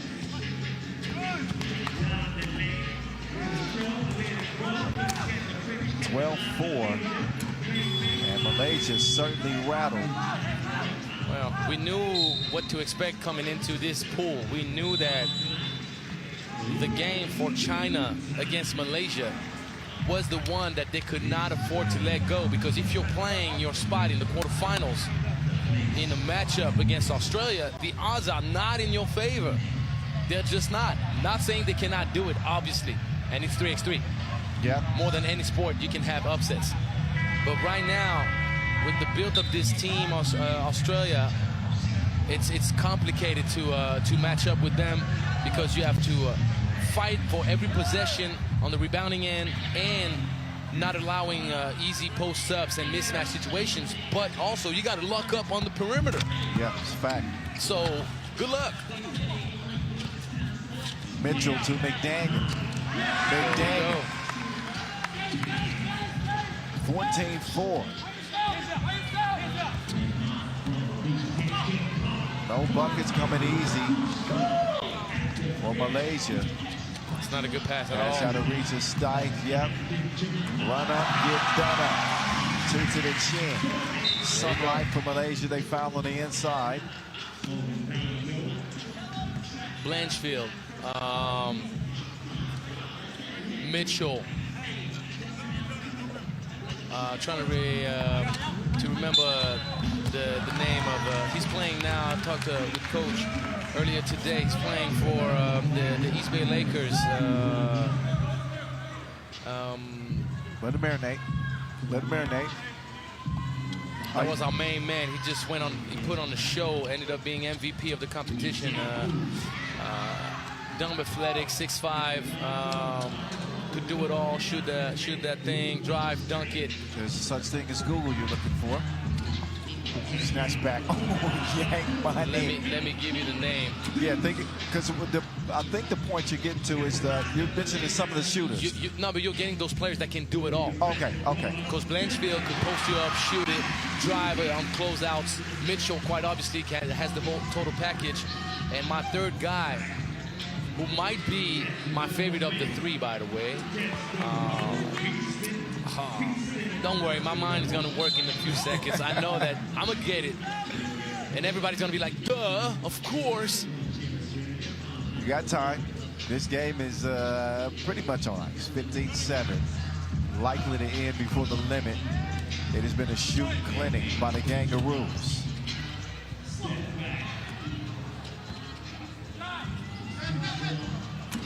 Hammock.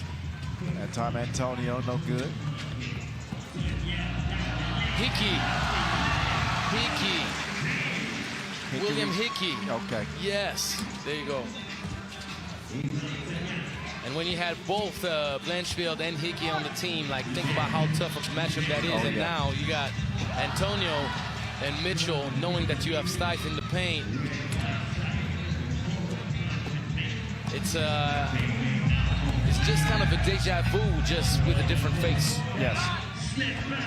I would love to see the shot chart and compare the amount of twos versus ones for Australia, and if that is a strategy that we'll see them employ throughout this tournament, because they got 3 certified shooters. McDaniels knocks them down. Mitchell has been cooking, and Antonio's never a guy you can leave. And there's another McDaniels double. Just when you mention it, of course, Stike can shoot, but he doesn't even need to. He'll take it if it's wide open, especially when he wants to take a quick breather. But it is the way it is, long range. Bye-bye. Oh, my goodness. Bye-bye. Antonio. You knew that. The Kangaroos are spraying the place. They out here crop dusting. That's 8 for 8, by the way. That's 8 for 8, by the way. That's 8 twos? No, that's 8 for 8. Oh, yeah, the predictions. Oh, my. Man. But you're asking if it's the game plan. I don't think it's the game plan. I think that they'll take whatever they're going to be given. Because at the end of the day, 3/4 of those shots, if not more than 80% in my short-term memory, they're just wide open looks, man. They're just good looks, built off transition basketball, good kick-out passes, fast break opportunities, and talent. So it's not like they're chucking up deuces just because they have no other option. They're doing what they have available to them at the time it's available. They've done the post-up. They've done the mismatches. They drive to the cup. Oh, my God. Who is this man? Well, I told you, he's Spider. Hey. Donovan Mitchell. Yes. Play nice. Come on, man. But does it pay to play nice? No, I don't really mean it. So play bad. I mean, play mean. Yeah, he's a bad boy. He might have played for the Pistons. Game point, Australia. Well, he doesn't play for the Detroit Pistons. He plays for the Aussie Pistols. Okay. Give it up to him. They've been knocking him down all game. Real long. And that one will miss. Antonio can't track it down. We're well on our way to have the fastest game of main draw in the men's bracket. And it's going to be quite stressful thinking of this matchup between China and Australia. But remember what we talked about yesterday with Thailand having a day against Maldives, and we were looking at the matchup then with the Philippines, which was going to be a quite different story with the physicality of the Philippines and playing for like a knockout game, literally, for both teams. Not anticipating that Australia will face the same fate than Thailand did, but I'm just saying that might not be smooth sailing, number one. China has big bodies and experience, and if, for example, Australia falls in love with the two and decides to just chuck up deuces instead of also looking for those mismatches, well, I don't know. You know, that could be a mistake. So we'll see. I don't know. I think they are heavy favorites in this group. Yeah. And they got options. They can pass that like Stockton. It ain't just one shooter. So one guy can have an off game. Look at the defense too. From McDaniel. Takes the cookie. Ooh. Yep. Mitchell going to be on the top 5 at some point this tournament. I'm telling you right now. He has Stiles on his squad, so they're going to share the wealth. Z Fuang. He'll let it go. Loose ball. Who touched it last? Let it go. Oh, you want to, what's that, Frozen on us? I would not know anything about Frozen, brother. I'm sorry. 10-point game. Ooh, that would have been important. Because you have to think of a potential three-way tie, which is still feasible in Malaysia. No, it's not feasible. So you're already calling that Australia is going to run through the group without contest. Yes. Okay. Yes. Did you just watch this team? I did. Yes. And this dude, Donovan Mitchell, is the truth. No fabrication. He's a problem. Wasn't Australia the Kangaroos on the women's bracket last year running through everyone and still end up being tied up with 2 minutes to go in the final game against Japan? No, that's the women's competition, and it's last year. It is not relevant at all for this year. At all. We're talking about 3x3 experience. All right. I'm just saying, you would know more than anybody. Well, we got 5 minutes before we get to our next game. We're rolling right through this first day of main draw group play. Yeah. Qatar with an opportunity to punch its ticket already to the quarterfinals with a win against India. We will see, yeah, with India on their back. Yeah. Again, 5 minutes before we check ball for that one, so stick and stay. More Asia Cup 2026 on the way.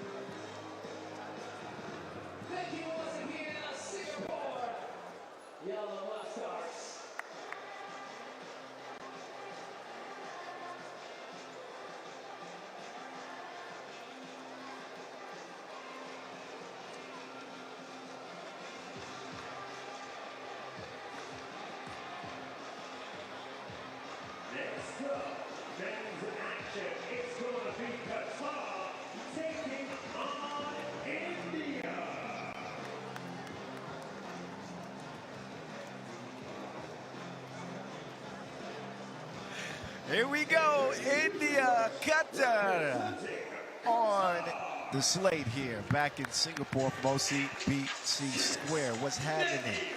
What's going on? Here we go. Got to be enjoying the action so far today. We're nearly at the midway point of the action. Blowout W for the Australia game, the previous game. Qatar, way back, 2013, when we still called the Asian Cup the Asian Championships. They won good. They've been rebuilding kind of ever since, and have not sniffed the same type of success. 2026, they're hoping is going to be their year. Team Qatar is here. Yeah, with Neda Muslic, the veteranship that he brings. We say Mohamed Obashir get a lot better too. He's come up from the youth competition. Dejan Janic is a straight shooter. Well, Obashir is literally their best all-around threat. Yeah. The one capable of posting up. He can shoot, but he can put the ball down on the floor, attacking closeouts. He has better mobility defensively as well. So it's going to be interesting because you know that Neda Muslic does not have the same ability to move his feet as Obashir. Obashir is more athletic. Yeah. But Muslic has that ability to shoot from deep with maybe more consistency on his good days. So we'll see. Always an intriguing matchup when you play against Qatar. I'm still waiting to see whether they're going to be building more of a team-oriented type of philosophy, because as of late, what we've seen from Qatar is a lot of iso ball, a lot of fast shooting. But once the tough gets going and they match up with a very physical, tough defense. Yeah, once the going gets tough, the tough gets going. Right, and they'll be struggling. So even though they have size and they could be quite impactful on the rebounding end, I'm still debating of whether or not they can be competitive if they keep on practicing that type of game plan. But there is a new face for me that could potentially change the deal. Dejan Janic wasn't there last year, and you want to add that little flavor of ball movement, basketball IQ, and those different reads that you can have based on what the defense do. Yeah. So we'll see. We'll see.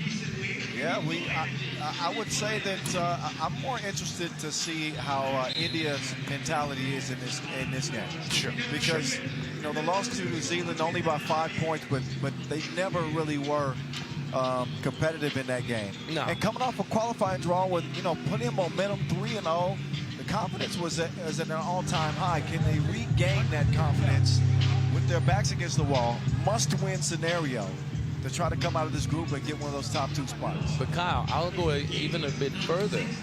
Who eliminated India in the quarterfinals last year? It was New Zealand. It's not a matchup that they like. It's a team that plays so aggressively. They just have a hard time to respond to that. And I'm not sure that Qatar can match the same intensity defensively that New Zealand did, especially throughout 10 minutes. Yeah. And that could be an opportunity for India to feel more confident. Oh, nice action to start things off. Bang outs. That's how he treats the Prince. Obashir with that dunk. Ooh, sing. I like to sing about the new with a nice fake. There's Janic. Dejan streaming past the defense. Moved through with the rock, trying to get rid of Obashir. He'll move to the top of the key. Sizing it up, letting it fly. Off iron, it will go. Track down, though, in the corner. You know, one thing that could be worrisome about India's game plan, if they start going into hero ball mode and they're trying to save the day, each individual turn by turn, it's not going to work out. It's not going to work out at all. Janic putting on the brakes. And he cannot get it to go from the baseline. Dagger with the clear. Good look from 2. Prince flies in, but can't get the follow to go. Quick hands. Muslic now on the move to Janic. Nice connection. Yeah, but in comparison to last year, more ball movement, more passing game. Well, I think Muslic really thrives as a creator, right? Distributor on the team. But this duo, this combination of Janic and Muslic might be all that Qatar needed to find a better flow offensively and allow Abasher to be that glue guy. Oh, he's the guy now. There's no question about it. Abasher with the rock now will feed it underneath. Layup is missed initially, and then the follow-up also won't go. Muthu hands it off to Daga. Daga inside, Singh. Good fade. Yes, smart. And ooh, I'm not sure about that one. I'm not sure at all, to be quite honest. But it happens. I think he slipped, lost the handle. But you see the last combination that we saw from India. Since the beginning of the game, it's the first time that we've seen more than 2 passes and having those type of opportunities to create a gap and take advantage of something. Yeah. Before that, it was just like dribble, dribble, just like that. Dribble, dribble, and dribble again. Well, Singh's got the green light. It's Muthu. Muthu Krishna. Yeah, that's Muthu. They had Singh in now. But it's not a good look for Team India when they just revert to playing dribble, dribble, dribble, pull up, dribble, dribble, step back. Don't really believe in their chances when they play like that. Eddie from D. Not exactly his forte. 2-point shooting. 3-2 start. Qatar. Muslic caught reaching in. No debate from him.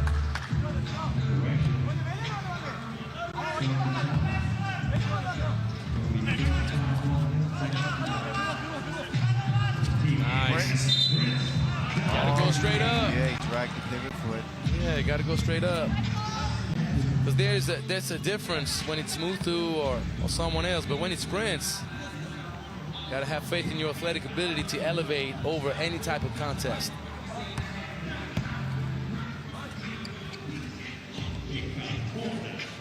There you go. Go DJ. That's my Dejan Janic from the corner.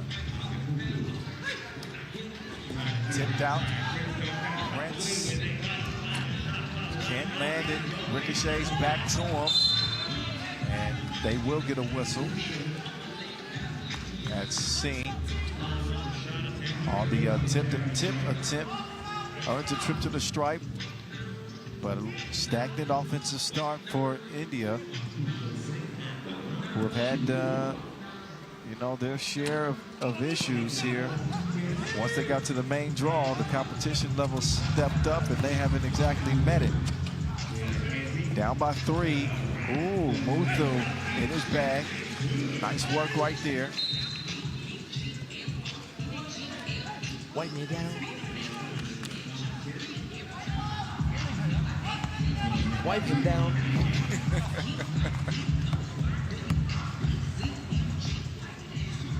5-3. The ball deflected. I think that went off of Janic. Yep. Into our first media timeout. It's Qatar in front. And this is a game I think most people coming into it might have given India a slight advantage, but they have not been themselves so far. Well, they haven't been themselves since the beginning of the main draw, and once again, India was thriving last year and in the qualifying draw when they were getting the ball on the move and they were flashing, fake back screening. Yes. going for handoffs and extra passes. When they go for ISO and hero ball, it's not looking good. Ooh, Basher to the crib. I like him. I like him a lot. Last year he showed big strides. See, ISO ball once again. Look at the defense though. Yeah, but it's much easier to guard you when you're dribbling 8 times in a possession than when you're catching, attacking on the move, attacking off closeouts. Yeah. It's much easier for the defense, especially in 3x3 where you are allowed to bump a little bit more. Basher, you can credit him with that shot clock violation. He played Definitely. the lockdown defense, but then Music gets caught camping in the lane for 3 seconds, so violation. We'll turn it back over to India. Basher, meantime, will get a rest.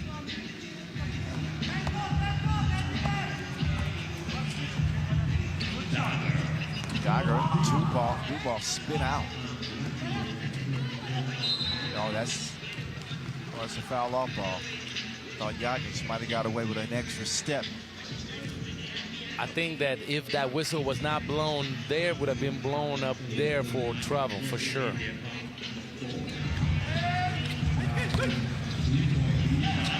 Stroke is broke. They'll try it at a closer range, and that connects. Meantime, India cannot buy a bucket right now, and Music takes the package, delivers. Daka, as he drive left to the baseline, he receives a shove from Dayon.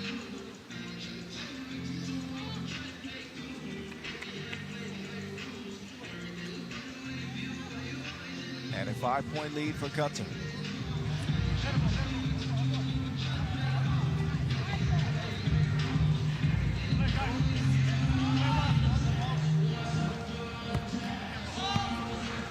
Last game before the session break. Qatar can advance the lead. See. You cannot afford to miss that, Kyle. He hesitated. Yeah. And that's when you're doubtful. You start missing those, that means that you're truly struggling right now. We'll switch to Basher. Give it up. Step back, cross, 2-ball launched. Won't fall.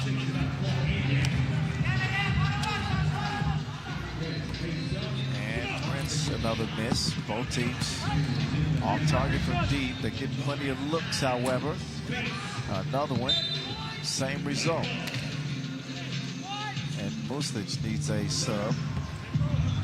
You know what you're seeing from India? A team playing without conviction. They're not playing with a sense of urgency neither. And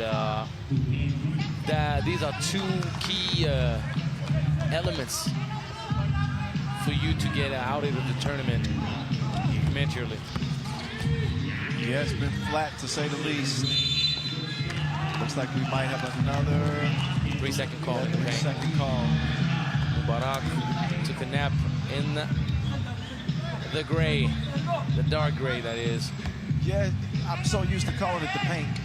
I mean, because in the U.S., usually that area is painted a different color. But the point still remains. A couple of players. It's the second time they slip in the same spot. But I think it was Yagic at that spot before. That was him. His shoes. That was him, and the foul call was whistled on that one, and it was the same slip. The same situation happened. Past the midway point here, 4:47 left. This one's been a slow cooker. Some defense inside from Singh now. ISO with the Basher defending. Singh has it cross, drive, past the Basher. Probably should have went up with the left, but tough shot. Probably should have got the ball on the move, and not go ISO ball. Nice lay. Yagic pressuring Dagger and Singh. Dagger way off target. They're just shooting, hoping for a good result. You don't need to hope in 3x3. You need to build your faith. This effort this year, Beautiful finish from Dagard off the Spinderella in the bank. But I was just about to say, this team's performance this year, a far cry from 2025's India squad. Definitely. And it's the same team. How Yeah. about that? Not a new face. Yeah. Nothing. And they just keep on chucking up deuces like they have no more time to come back. And they do, actually. Over 3 minutes is quite long. And there you go. Great basketball IQ. The court awareness. Dejan with the sweet dime piece. Well, India just will shoot itself out of the game completely. 6 points separated right now. They add a 6th foul, so no more fouls for India to give. And they certainly haven't given a lot of scoring, to say the least. Breaking the action. And India got some things to talk over. They are the squad in jeopardy.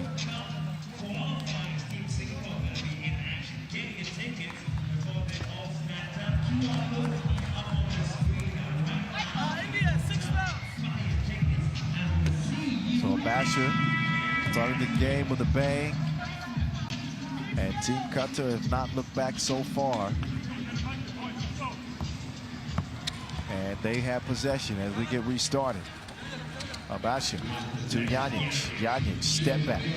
Reassessing the defense here with 3, 2, none. Air mailed out of bounds.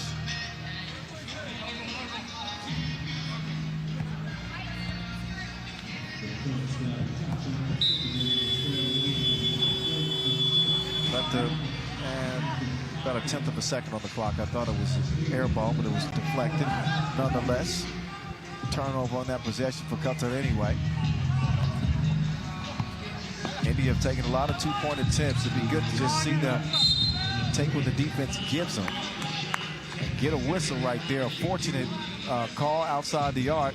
Music not respecting the landing space of Prince as the shooter. So if you can't get it from beyond the arc, be a good place to get back in the game is at the free throw line. And India have to believe that it's not too late.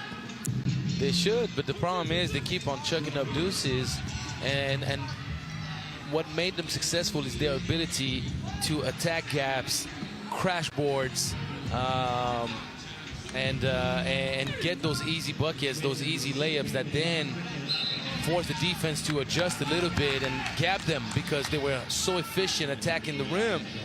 And that's when the open twos came, and that's when the balance came, and that's when they proposed that kind of flavor, that kind of spice that made it exciting and also helped them be hopeful of success. Right now, there is nothing to hope for if you play that brand of 3x3, especially against a very solid Qatar team that is doing a decent job defensively, contesting things, using length and physicality to contest any type of movement. But at the end of the day, the only time that we saw India play as a squad, Singh scored a bucket because they went, passed to the wing, go for the handoff. Singh came from behind, did the first screen, re-screen, rolled to the basket. He was by himself.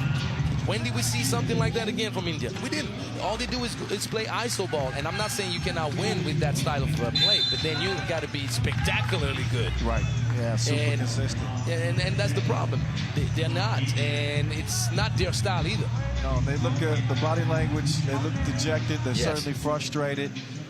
And usually you wouldn't see that in a 4-point game with 2.5 minutes to play from a team. Yeah. But it's pretty evident. It's written all over. They're gesturing. As if they don't believe anymore. And I don't understand why, because we've seen them in the qualifying draw being challenged, playing from behind, particularly against Kazakhstan, and they came back. They came back in a spectacular fashion, and they got battle tested again in their second game in the qualifying draw, and they won at the very end by 1. Well, even that trip to the free throw line where Jagic missed them both, that should be, that should start to encourage, India. Oh, that's a strong layup right there. But plays like that should reignite some of that belief. And Basher, he goes to work. And it's easy work for him down at the post office. See, that's not a good shot at all.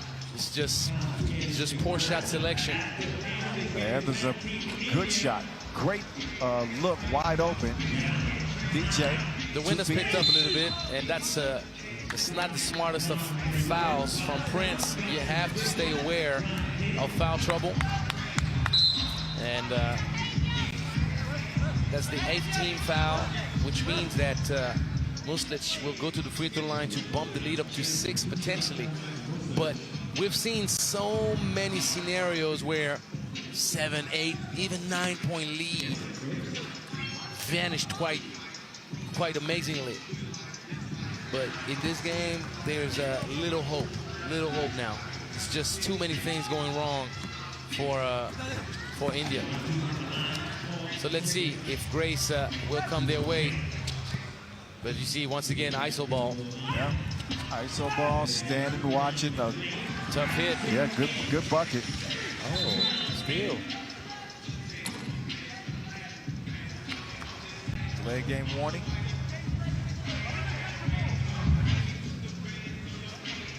So India, it's only a 4-point game, Kyle. It would be incredible if India manages to win this game, honestly. It would be incredible, but it's still very possible, and that's the madness of the situation. Qatar, they failed to put them away, and they've had their opportunities too. Yeah, especially at the free throw line. Oh, yeah. So still anybody's game, although Qatar lead it by 4. But both teams, the rim has not been kind to them. So ball for India.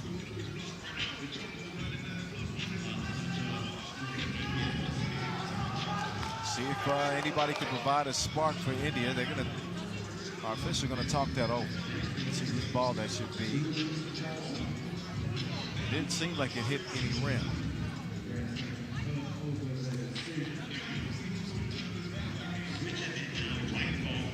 Okay, they do decide that it's Qatar ball.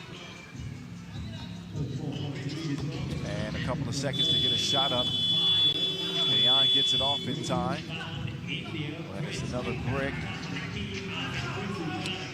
Muthu won't go. Prince using those long arms to poke it away, but he steps on the line. Just mistakes. I don't understand. I really don't, because you guys have to. I'm sure it's intriguing probably to people listening to the commentary why we're disappointed like that. But we've seen India not only in the qualifying draw, but last year it's the same team, and they have the shadow of themselves. They don't drive, they don't try to draw fouls, and the mistakes have compounded. Prince, trying to beat the horn. Another wild shot. India are stuck in neutral.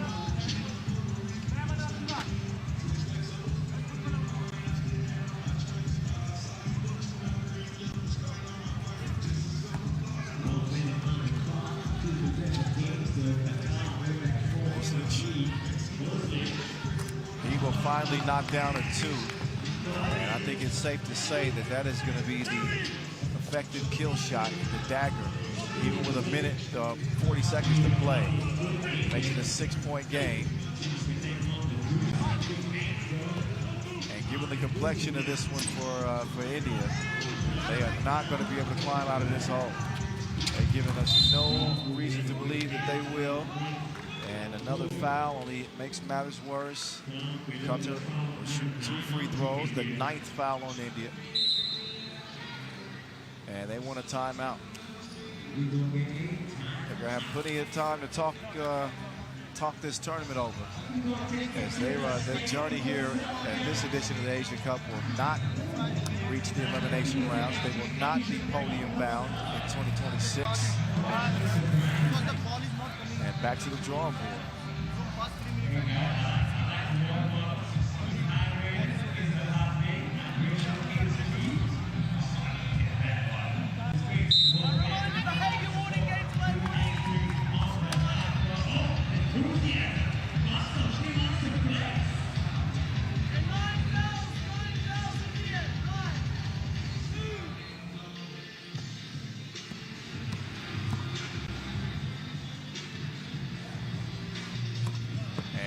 cashes in. Assault this one away.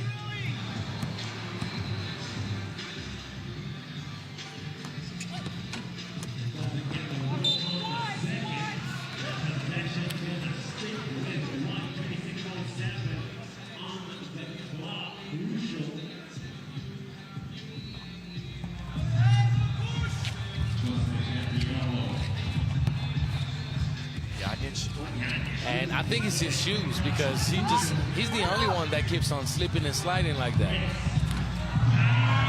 Yeah. Too little, too late. Want to be white ball too.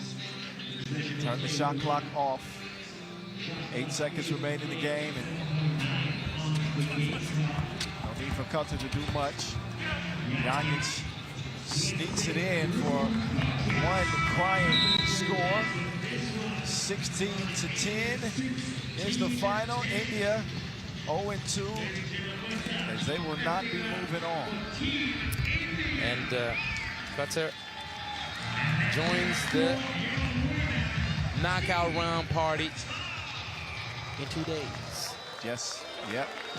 They'll battle with New Zealand for first place out of the group, but they have secured their spot on day 5 of this competition. And again, India are out, and so are we. After the highlights, we'll step aside for a session break, and the action will resume here at OCBC Square in 1 hour's time, as we will get back underway here again in 60 minutes. Starting in the women's competition, China and Kazakhstan, when the Asia Cup 2026 continues. We will say so long for now and enjoy this 60-minute lunch break, and see you guys on the other side.